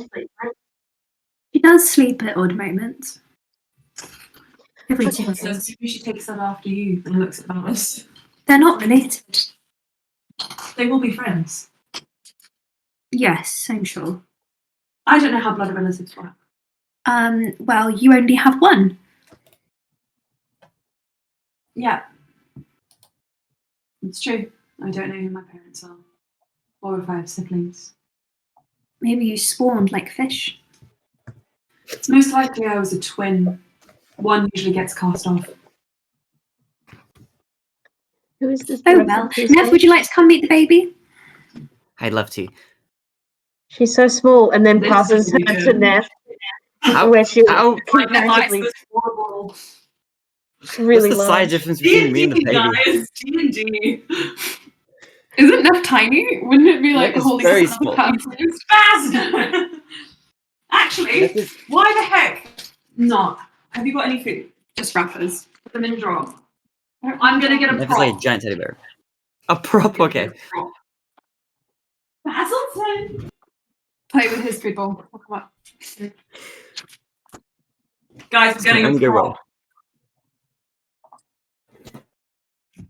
There's a little one.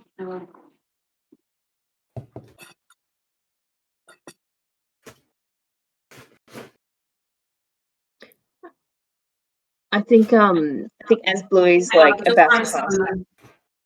I hear it. I heard it. They came running. There is nothing. You need to film feeding them for TikTok. Yeah. Excuse me. Okay, sorry. We now have a prop. Saracen passes you the baby. Here. Love it. No, Thomas, pick up your pony. That's probably size right. Thank you. Yeah. Okay, that works.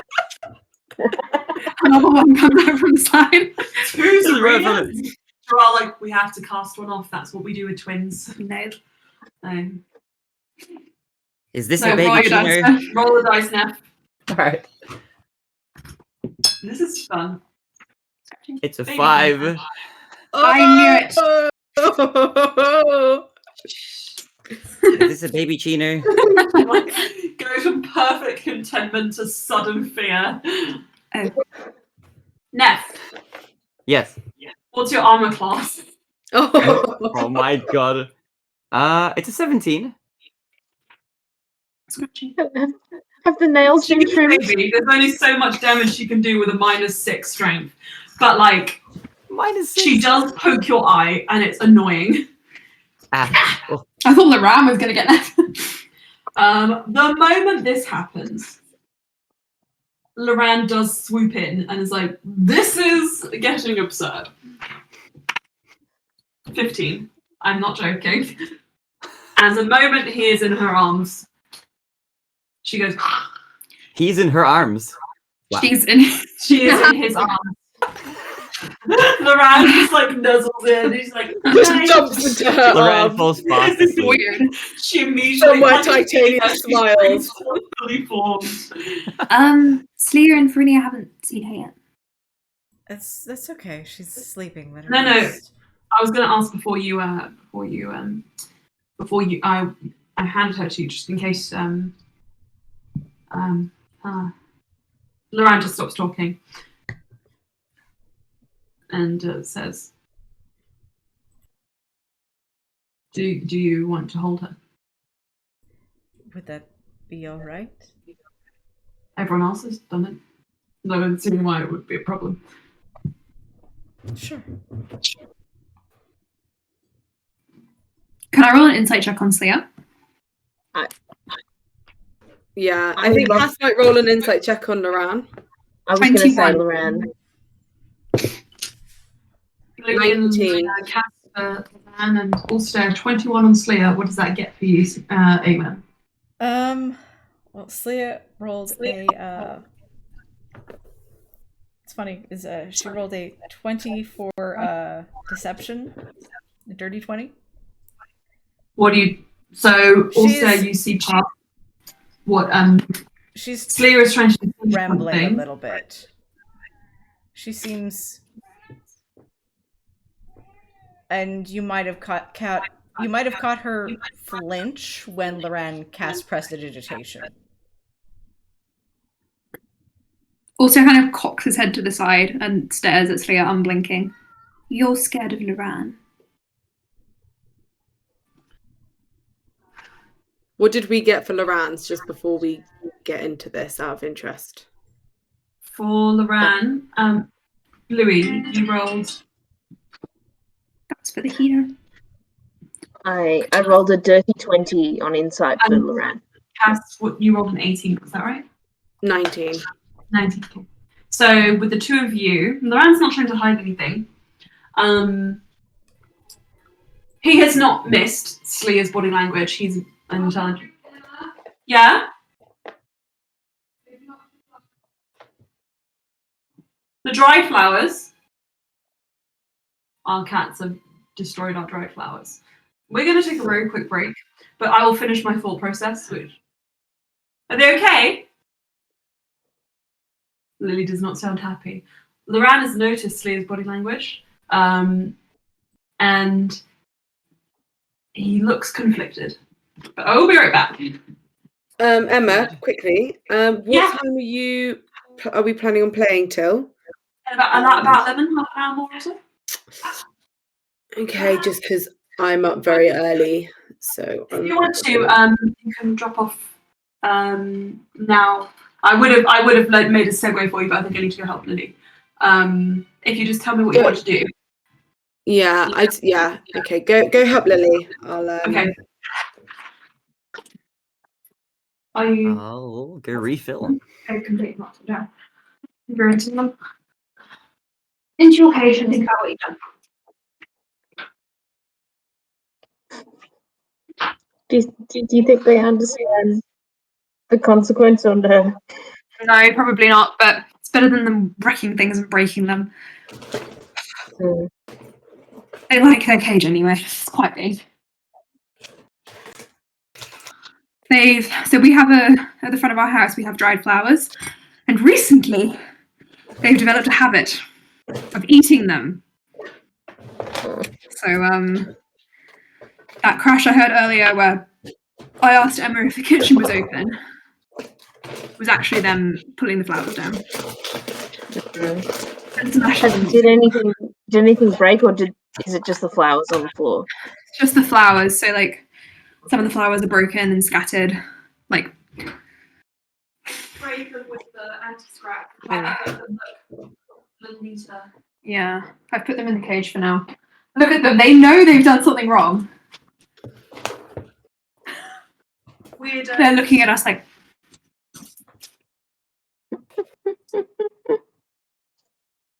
You can't see them. I'll move it. Oh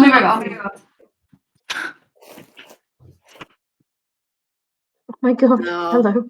The naughty boys. The boys. In the naughty corner. Why could I have just turned the? I realised we could have just tilted the screen down, but instead I picked them up. We'll let them out in 10 minutes. I'm just going to go to the Lucy. They are literally so annoying. Don't know what to do with them sometimes. Everyone's like, oh my god, they're so cute. Can we babysit them? I'm like, really? You want to? You really want to? But they're so The cute. demon children. They are cute. But they will wreck your house. They will destroy all of your personal belongings and everything you love. Huh? They'll sort your crops, yeah. They're adorable. They're lovely. They give you the best cuddles, but they're also evil. So Ours have been tested. I'm just pissed off with them right now. Going into the kitchen. They never go in the kitchen because they eat bread. Is the bread out of the kitchen? They will find bread and eat it. So when they were in Emma's parents' house, they used to go into the bread box and steal bread and eat it. If anything was left out, they would find it, they would take it back to their room, they would shut the door, and then they would eat it. So what they've done, somehow, is get up on the front table, pull over the vase, and pull the flowers out and take them onto the floor and dissect them. Isn't that right? And if you're thinking to yourself, surely not. That sounds like too much effort for a cat. No. Wrong. That is Wrong. they will do it. They know. They coordinate. Don't you, Baz? They work as a team. They sit. Sorry. So, Cass, as you kind of sit there, I'm going to just say that you sort of don't feel fully present just due to the fact that you're a sort of projection of yourself. There's like a part of you still in the Feywild. So as part of that, we can say you tire quite quickly and need frequent naps. So just kind of like cocooned by this moss bed that's been prepared with like the sort of like calm and like the relative calm, actually, considering she's crying half the time of having the baby there. If we'll just say you have a little quick power nap, and that's why you are not present for the last 20 minutes or so of the game. Yeah, sorry, lads. That's okay. I don't want to keep you. Take care of I yourself. know 20 minutes. Yeah, gotta be up early. Yeah, it's mega early, and I've this weekend I finally felt like a little bit free of the migraines that have been plaguing me for the last couple of weeks, so I don't want to start. When are you moving into? When are you moving into your new place? Tomorrow. Yes. Ooh. But it's a Monday to Friday one, so I won't be there over the weekends. But I think she's a bit of a weirdo. But I think it'll be fine. So it's a Monday to Friday let. So it's not a full-time let. What does that mean? So you're that sharing this one? I'm a lodger, basically. Right. Okay. It's a place in Twickenham, so it's a 15-minute walk to where I will be, where I am every day. So that'll make things a lot easier because at the minute I commute for about between 4 and 5 hours every day, and have a lot of work outside of that. So I have no time to do anything, and I'm always very tired. And that's why the migraines are particularly bad. Also very stressed because we're trying to find a place, and it's all a lot. But anyway, so I think it will be great, and we can now do drinks on a weeknight, because I will actually be. It won't take me too long to get to like Covent Garden and that lot, that sort of thing. So we can meet up for a drink at some point. Yeah, Which would be nice. But yeah, so it's a Monday to Friday let. So, which I mean, she's a bit weird, so that's probably beneficial. And I think for mental health wise, it'd be quite nice to come home at the weekends anyway. why is she weird? She's just someone who wants. I feel like anyone who wants lodgers are inherently a little odd. Maybe Yeah. I mean, I don't know. Maybe that's just me. I'm sure there's some lovely people that want lodgers. Why is it only Monday to Friday and not weekends? You can extend it, but then it will cost a little bit more. It's just, I think she basically just wants her house to herself on the weekends. Weird. Yeah. But to be honest, the housing market was absolute chaos. So I was happy to. Honestly, I've been messaging people since I started the course, and I've messaged, I think, around probably about 170 people about finding somewhere to live, and I've seen probably less than 10. Jeez. Just to sort of sum up. Good the stuff chaos. in London, hey? Yeah, don't move to London. It's a nightmare. Yeah, we Yes. everyone. We got very, very lucky. Where we I are. mean, I think for the rest of the session anyway, you guys are probably just going to be meeting the baby. Cass won't be. She wants to speak to Loran and Ulster about the baby's breath because she's not going to do anything without their permission. And yeah, and she also wants to just speak to everyone in general. But that's about it. Good job. I think wants to specifically- give Keon updates for Cass, but that can wait till next time. Wait, you're with Keon? Keon's at the orphanage. Yeah. The orphanage that is Loran's shop. Yeah. Yeah. So I think the way that we're going to do these sessions is that I think my initial plan was to have them at certain intervals. I was thinking. But I actually think that it will benefit us to do a couple of sequential ones. So next time we'll do a run on from this. And then I think we won't describe getting to places, for example, but we'll just say you're there. When is the next game? Because you haven't been there before, really. Is the game next weekend? Let me just think, because I have work on Saturday. Sunday we Well, we can do Sunday night, but Sunday day we're out. Should we try for Sunday at like 7:30? So yeah, next week. The earlier we do it. I mean, obviously, I know then that's too much. We don't want to be too early for the Aussie people. Well, for the people who feel that they can't join earlier, that's okay, and feel free to join from 8 o'clock onwards whenever you are ready to. But just not obviously not too late unless there's a conflict. I promise we will do some morning sessions soon. In fact, you can't do a Tuesday morning, can you? No. Weekdays are a no-go for me, unfortunately, because of the course. It's Monday to Friday. Sunday after next, we might be able to do the morning. What I was actually going to say, what time does the fair start? We need to leave in good time. Otherwise, I'll play D&D. Okay.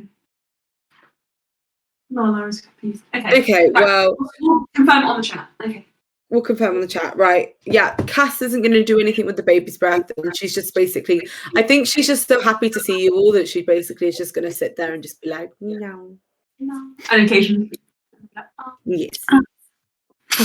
Bye, guys. It was so nice to play with everyone. Love you. It's been so nice. Thank you. Love you. It's lovely. Have a good sleep. Bye. Cool. As Cass nods off behind you, Slia, Loran says to you, you can hold her if you want. And Bluey, like I said before, he is conflicted. And a little upset maybe, but also he doesn't like guilty is maybe a better word for it, guilty.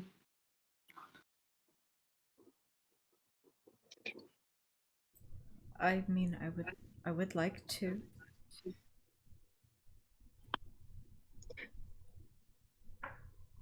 Is there a reason you can't come into her? I Sorry, would you think repeat Blue would that be again? happy to offer to. Oh, sorry. Loran just said, what is that doing? Lala looks real odd right now. But Loran said, is there a reason you can't come and take her? No. She tentatively approaches him. Bluey, I cut you off before. What were you going to say?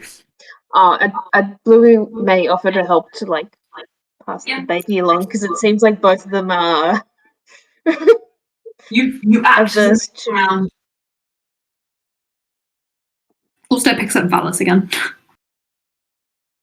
Valis And is like, just Leah. Just Leah. She's lovely, you know. And then places are in. Slia, roll me a d20, please. That is an 18. First thing, Loran makes great effort to not touch you at all when he passes her over to you. Second of all, she does not stir. She just watches you.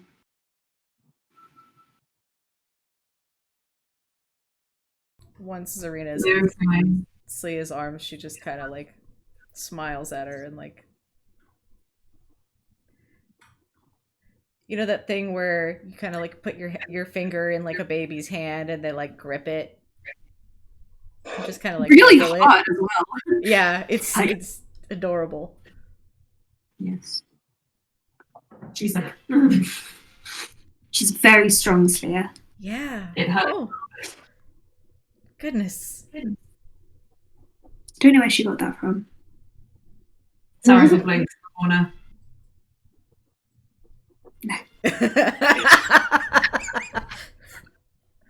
What's funny is It's somewhere in Loran's genes. I'm just saying I am proof of that. yes. Loran says, I'm very capable. Obviously, she takes after me. Right. Yep. You can see it in those eyes. He smiles and then he looks uncomfortable for smiling. And it's like Slia has the exact same reaction of just like when you have like an argument with someone and you like find yourself getting along with them and you're like, no. Me with my mum all the time.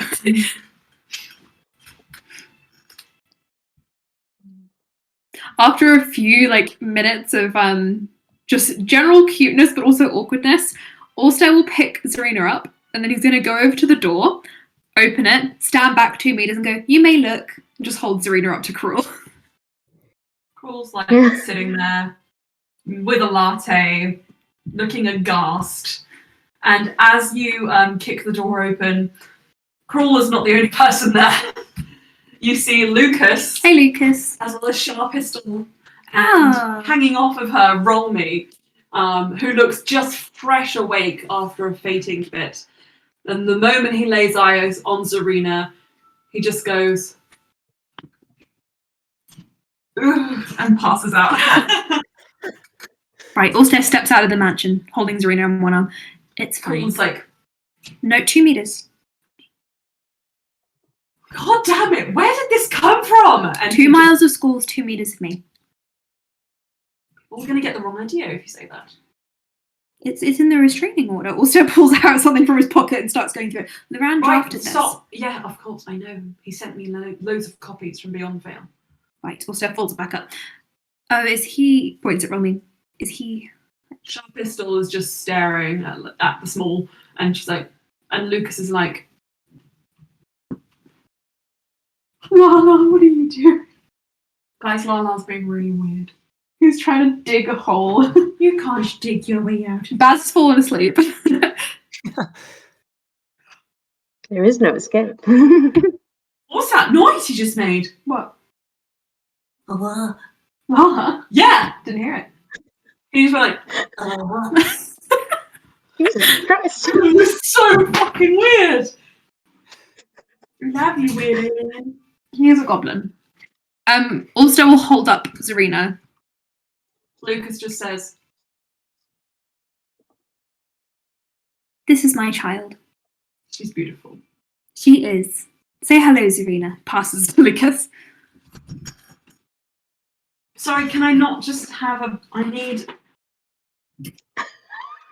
If they go get the flowers again, that's on you. I'm just gonna get Baz. He's settled. Nah, I'm ruining his day. Oh, I'll run away. Uh-oh. So if I it just- looks like this.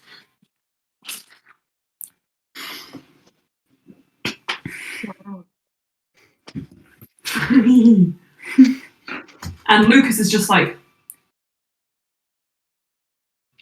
Lala. she is... You just support her head. She's supporting it herself. Oh, yes, but all the books say you should support her head. Needs to be strong enough to wear a crown. Actually. Also goes over to check on Rolmy and starts poking his cheek. Rolmy's just like, oh, not again. I can't make the same mistakes again. Also, and he just wakes up from like frets. Sharp Pistol has like got some smelling salts. Is he alright? She just says, short answer, yes. Long answer, who knows? It's not had enough exposure therapy to tease that one out yet. Also gives a little slap to Rolmy's cheek. Before you can, Sharp Pistol just pulls you forward and presses your foreheads together, and she just says, congratulations. Thank you. But 19-year-old dad. I was going to say, I don't think Zarina is going to be pleased you made her grandmother so young. Her name is Zarina, so I'm sure that will placate her ego.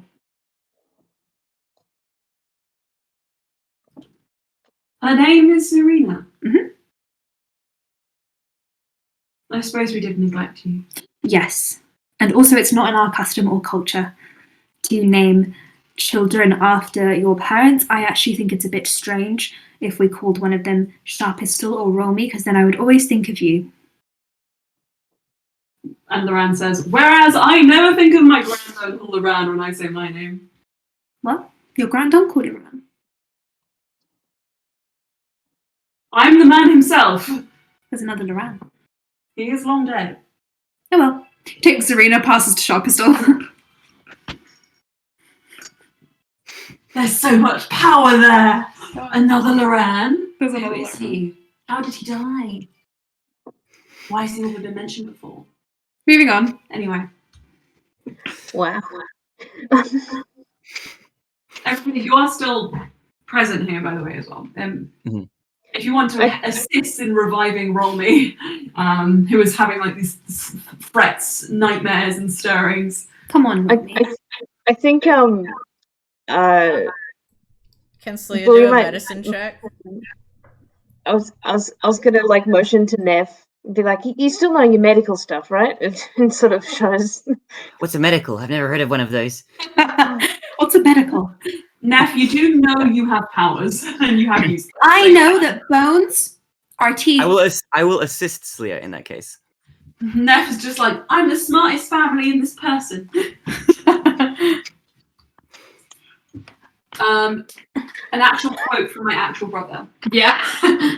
When he was being, I'm not joking, he got blackout, like paralytic drunk. Like, they had to call an ambulance for him. Mm-hmm. And there's a video of him yelling at the paramedics, I'm the smallest family in this person. Because he's Oh my an arrogant goodness. little man. Yeah. It's very funny. Anyway, so as you both do some medical antiques, this is so below you both by now that reviving someone from fainting, it's just a matter of air and smelling salts. Karul, Bluey, you notice, is trying to creep closer to have a look at Zarina, and is probably in need of a barrier to prevent him from getting closer if you wish to utilize Loran, letting him get back close. So Grinch about the still Christmas vibe. So I think Bluey would like. So I haven't seen the new Thor one.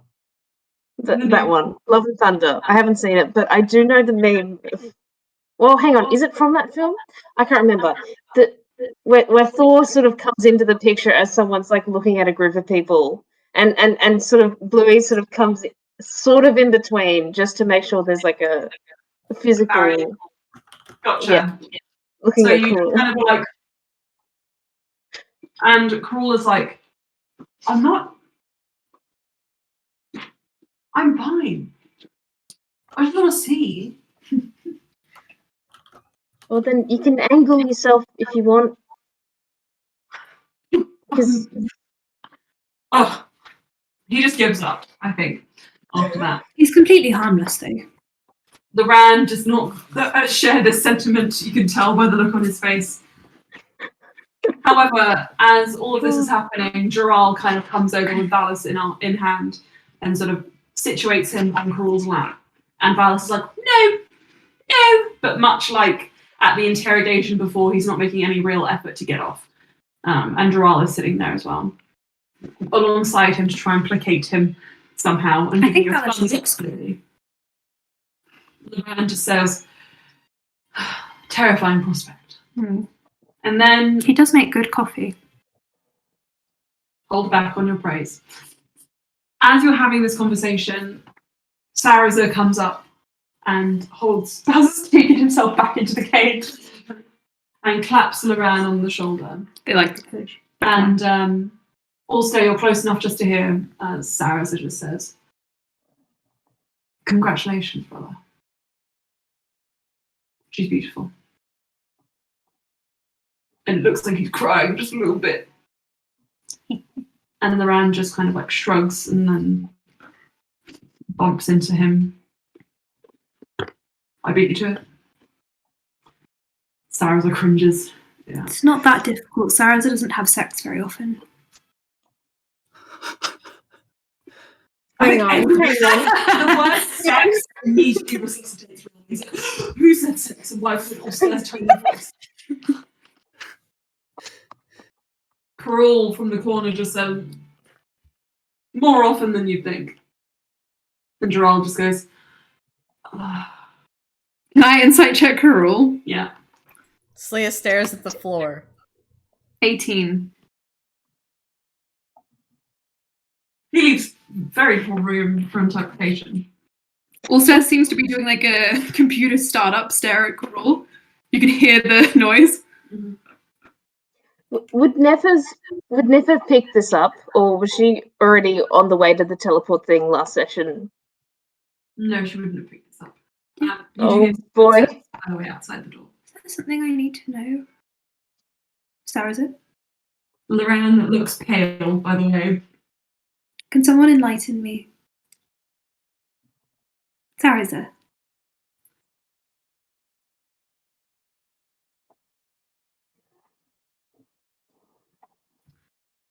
I should go.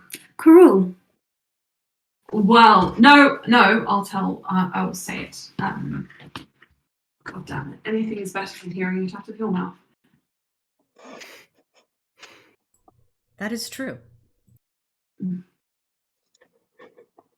He looks at you, all staring, and just says, "Do I have to lay it bare in front of?" And he gestures towards your parents and Lucas. Why are they not? Can one of you like message in the mind or something? This is a circle of trust. Loran says, I don't know if I necessarily want to receive this information. I would like to know what this information is, or I will ask Rule again.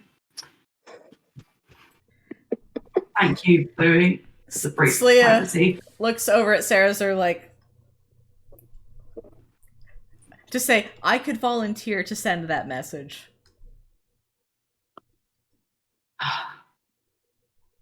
Yes. This should never be uttered in front of Serena. Give me a moment.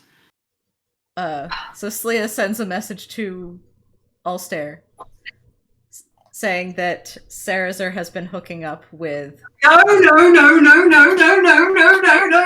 like, wait, no, I have specific words for you. That's why I have a specific word, so I want you I think Slia sent the message though. It's catching. She was in the middle of like tracing the rune into the air, like...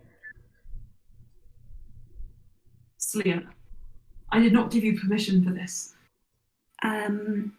She didn't finish sending the message. She just started to cast. She wasn't sending anything yet. Okay, then I'm going to take control of the narrative. Yep. There has been so this is all in your head, also. Also, there has been an entanglement. There has been an entanglement. He's saying it out loud. Yeah. Oh! Cruel just adds of limbs. Sarazar had sex with Cruel and Dural. Bluey too late to cut. Picks up Sarazar's hand and throws it off him. Why? I should never have come back here. Are you asking Sarazar why? Yeah. God, I don't know. We were freaking... we were walking home after work, clearly, and you were like, what if? And I was like, yeah, that's funny. And then you said canon, and I'm the DM, so I'm like, yeah, for sure. Lala looks like a chicken. Burnt. Chicken! Or roast. Ulster looks Sarazar up and down, and then walks over to Cruel. Why? Well, Droll and I sometimes want to take thirds in art. And Rolmy passes out again in the corner. Sharp Pistol just says, this is a den of iniquity. I am going to take my husband out of here and your newborn child, to which Loran says, you will not take her out of my sight. And Sharp Pistol says, you are welcome to exit with me, for I believe you also do not want to hear what he has to say. And Loran just to hear what he has to say. Grimaces. Perhaps we can all go into a mansion and the children can come in once they finish playing. He goes and he plucks Zarina from air and takes her back. Ulster stays talking to Dural and Cruel. Sharp Pistol takes Rolmy into the mansion, probably with Lucas's help, and Lucas looks between Sarazar and Cruel like, I misjudged you. Especially you, looking at Sarazar. I will say, I did mention this beforehand, there were some footsteps at the door, and they have gone still. Is it Kev? It's the highest passive perception. Me. Also, you recognise the click-clack of those long heels. Excuse me. Tell me about everything after. And he drifts out. Kev shuts the door behind him. You just see a little tray rattling. Takes the tray. That seems unstable. Puts it down. Kev?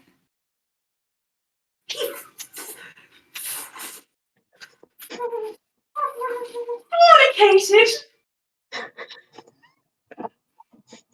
Who? You know who?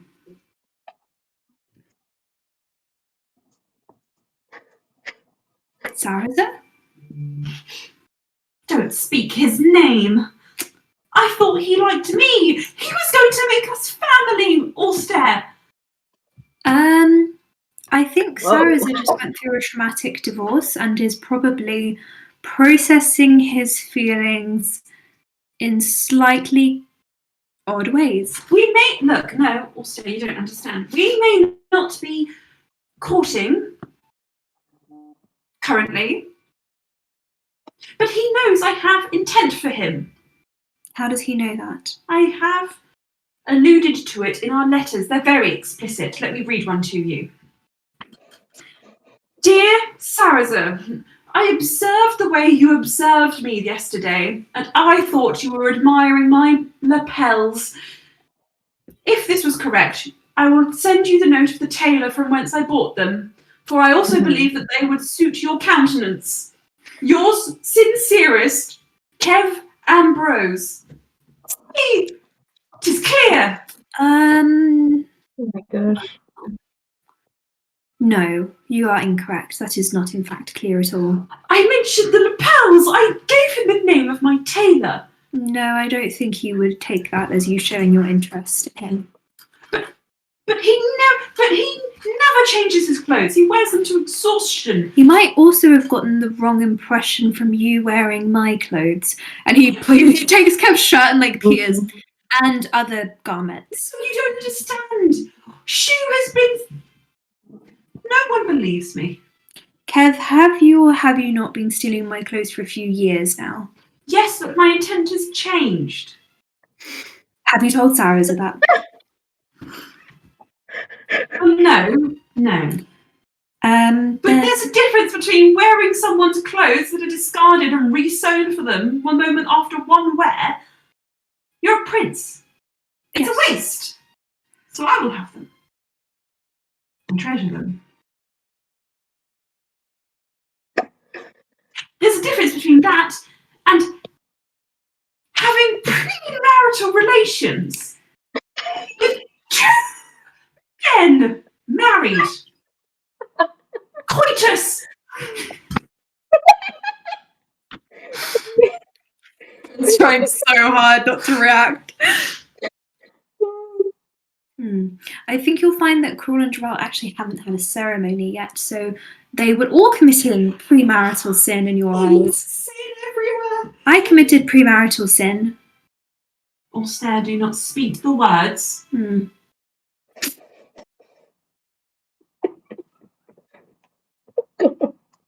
I think you need to talk to Sarazer. I think I need to find a new tailor. I think you need to reconsider your anger. Seems like a rather extreme reaction when you like Sarazer so much. He hurt you. Quirrell did. How could he stoop so low as to lie with someone who hurt you?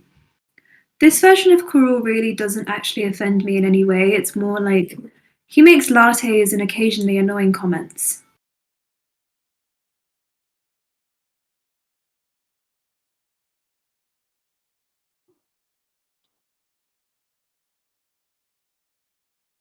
Also, I don't think I'm ready for big person relationships.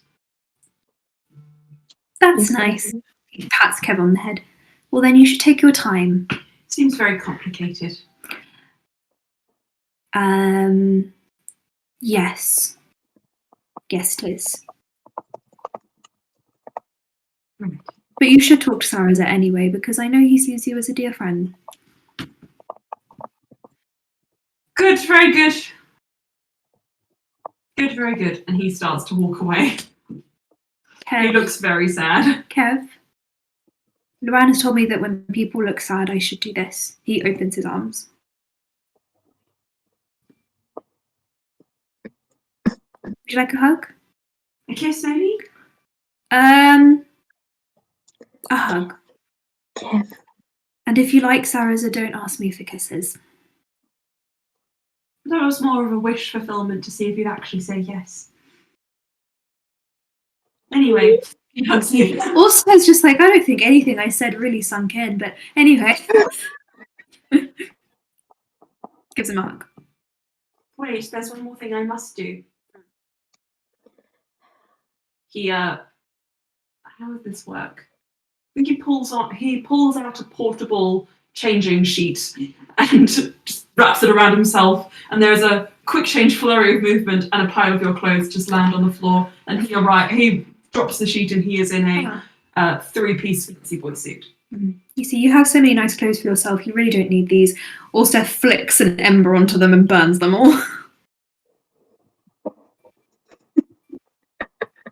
I think Kev is going to look at the burning clothes, look down at the floor, look up at you. Don't worry, I'll extinguish it before it really does damage to the ice, and then I'll rebuild it. That's not what I was thinking. Do you like me? Yes, I do. Do you find me agreeable? Yes. Just checking. Why would you think I wouldn't? You're a bit scary. Sometimes. I'm telling you as a friend. But I like that about you. Don't let anyone else know. Kev, I apologise for being scary. I don't want to be, at all. You're not quite as you were. But that's okay. I guess I'm not really either. Otherwise I wouldn't have given those up that easy. You might want to burn my whole wardrobe. No, I'll let you dispose of those clothes as you will. Perhaps there's an orphanage or something that needs donations. Well, considering my mother's taste in clothes when I was a child, it would be a bit of a torture to give the orphans those clothes anyway. I mean, they're already orphans. How much torture can they go through? Kev? Yeah? Talk to Saraza later, when you've processed your anger at him. Okay. He ruffles his curls. He flounces away. Now, back to what Carol and Drow were telling me through this door. I like to imagine Neff is sitting on the floor cross-legged, just listening to their story. Eagerly, from just off the side, just off camera. Right side of stage. I think Blue would be trying to like fill in anything if Neff's like, wow, this is so I think Neff would unusual, just and I could constantly be be turning to Blue for like extra context at like every turn. actually, I mean, apart from the literal kind of things that are happening, this somehow always happens.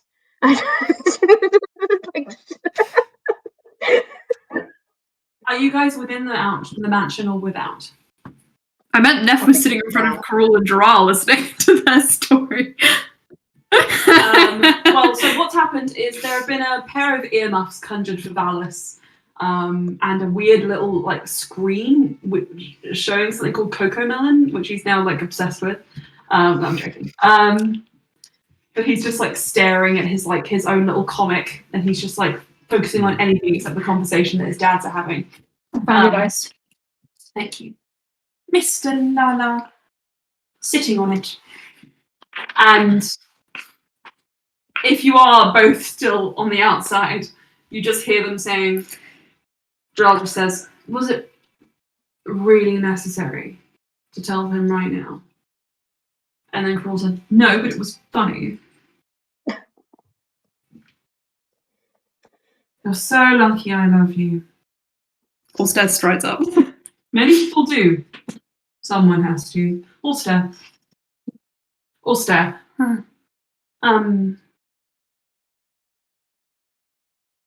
You know, I don't actually really care about the why.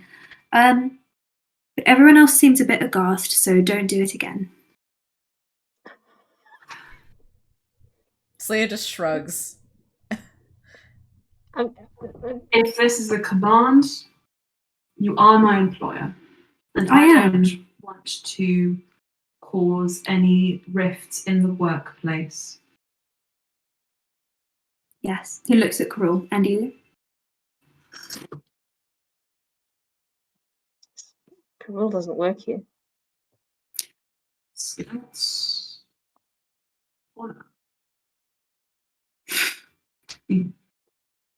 Carol. I'm joking. I will provide a coffee cart for you to run in the Maasai if you stop having sex with Saraza. The door slams open. Wait! You just see shot pistol. No! What? He cannot be in the Maasai, Ulster. He can be chained to a coffee cart. In the dungeons? Maybe. Although I think that's a rather long way to go to get coffee. Maybe it'd be better to chain him up in the hallway somewhere. Also, how do you think the people will react if they see him freely offering beverages throughout the Messiah? Ulster takes a strip of his shirt, pokes 2 holes in it, and then puts it over Crawl's head. There we go. How will people see you if they think this is how we treat our villains? He's not a villain, he's a coffee maker. That he is wanted in multiple courts of law. Not this one. You want to establish trade. They will ask for him if he is known to be here. How would anyone know? Wait. Ulster takes the fabric off and taps Crawl on the head and casts polymorph. What do you turn him into? A little black cat. Sharp Pistol looks down. How does a cat make coffee? You ask the golden question. No. Here's the thing. He can run his coffee cart as long as he stays in this form, and he pre-makes all of the coffee and only handles the cash as a cat. The cat starts yowling, and Gerald just says he loathes iced coffee. I like iced coffee. Suppose it is your cart, your eyes benefactor. It is my cart. He looks at Crawl. Wonderful. Valis can do the barista work if necessary. That is an excellent idea. It gives him work experience. Very good. And it gives him a way to, I don't know, make himself useful whilst you're working here. He will be starting school in the fall. With Corvus. He doesn't know. He's blind as a bat. This is fair. Also picks up Cat Crawl. He is like, Relax. Puts him on his shoulder. Wondrous. He's quite heavy. Must be all that sitting down at home doing nothing. From behind Sharp Pistol, you just hear a groan as Rolmy, supported by Lucas, begins to move back out towards the Messiah. Where's my baby gone? Lauren's still in there with the baby. Ah, good.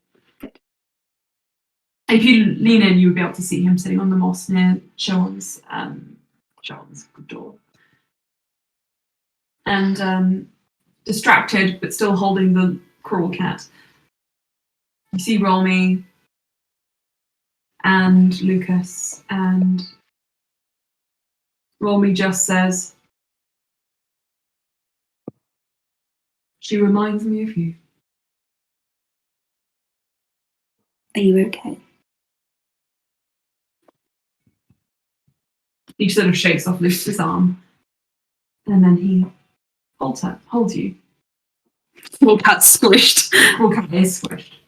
Slia, as you're watching this, Farinia kind of sidles over to you and puts her hand in yours. And she just says, Sorry, say that again? "Honey, Mm-hmm. I'm about to steal their thunder." Oh no. And there is just, I think movies capture it very well with the sound of just rushing water, a waterfall, and somewhere you hear just a yell, as perhaps another baby is on the way. Oh my god! That should be the midwife.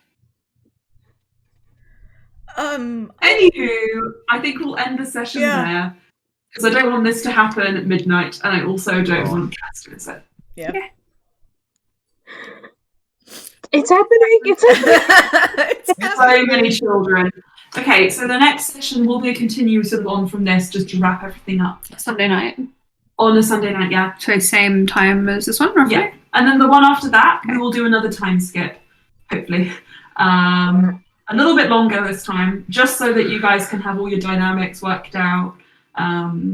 You guys can have sort of like, done a bit more, and similar to last week, the beginning will be like a little round table where we go around and everyone says what they've done over the time. I haven't decided exactly how long it'll be. I think I'll decide that after the next session so that we can, if there's anything that is pressing, we can do that. Okay, I believe you. I love you guys. Thank you all for coming. Thank you, Thomas, for making Thanks for me. coming, guys. Thank you. Thank you. Thank Will you be you. able Thank you.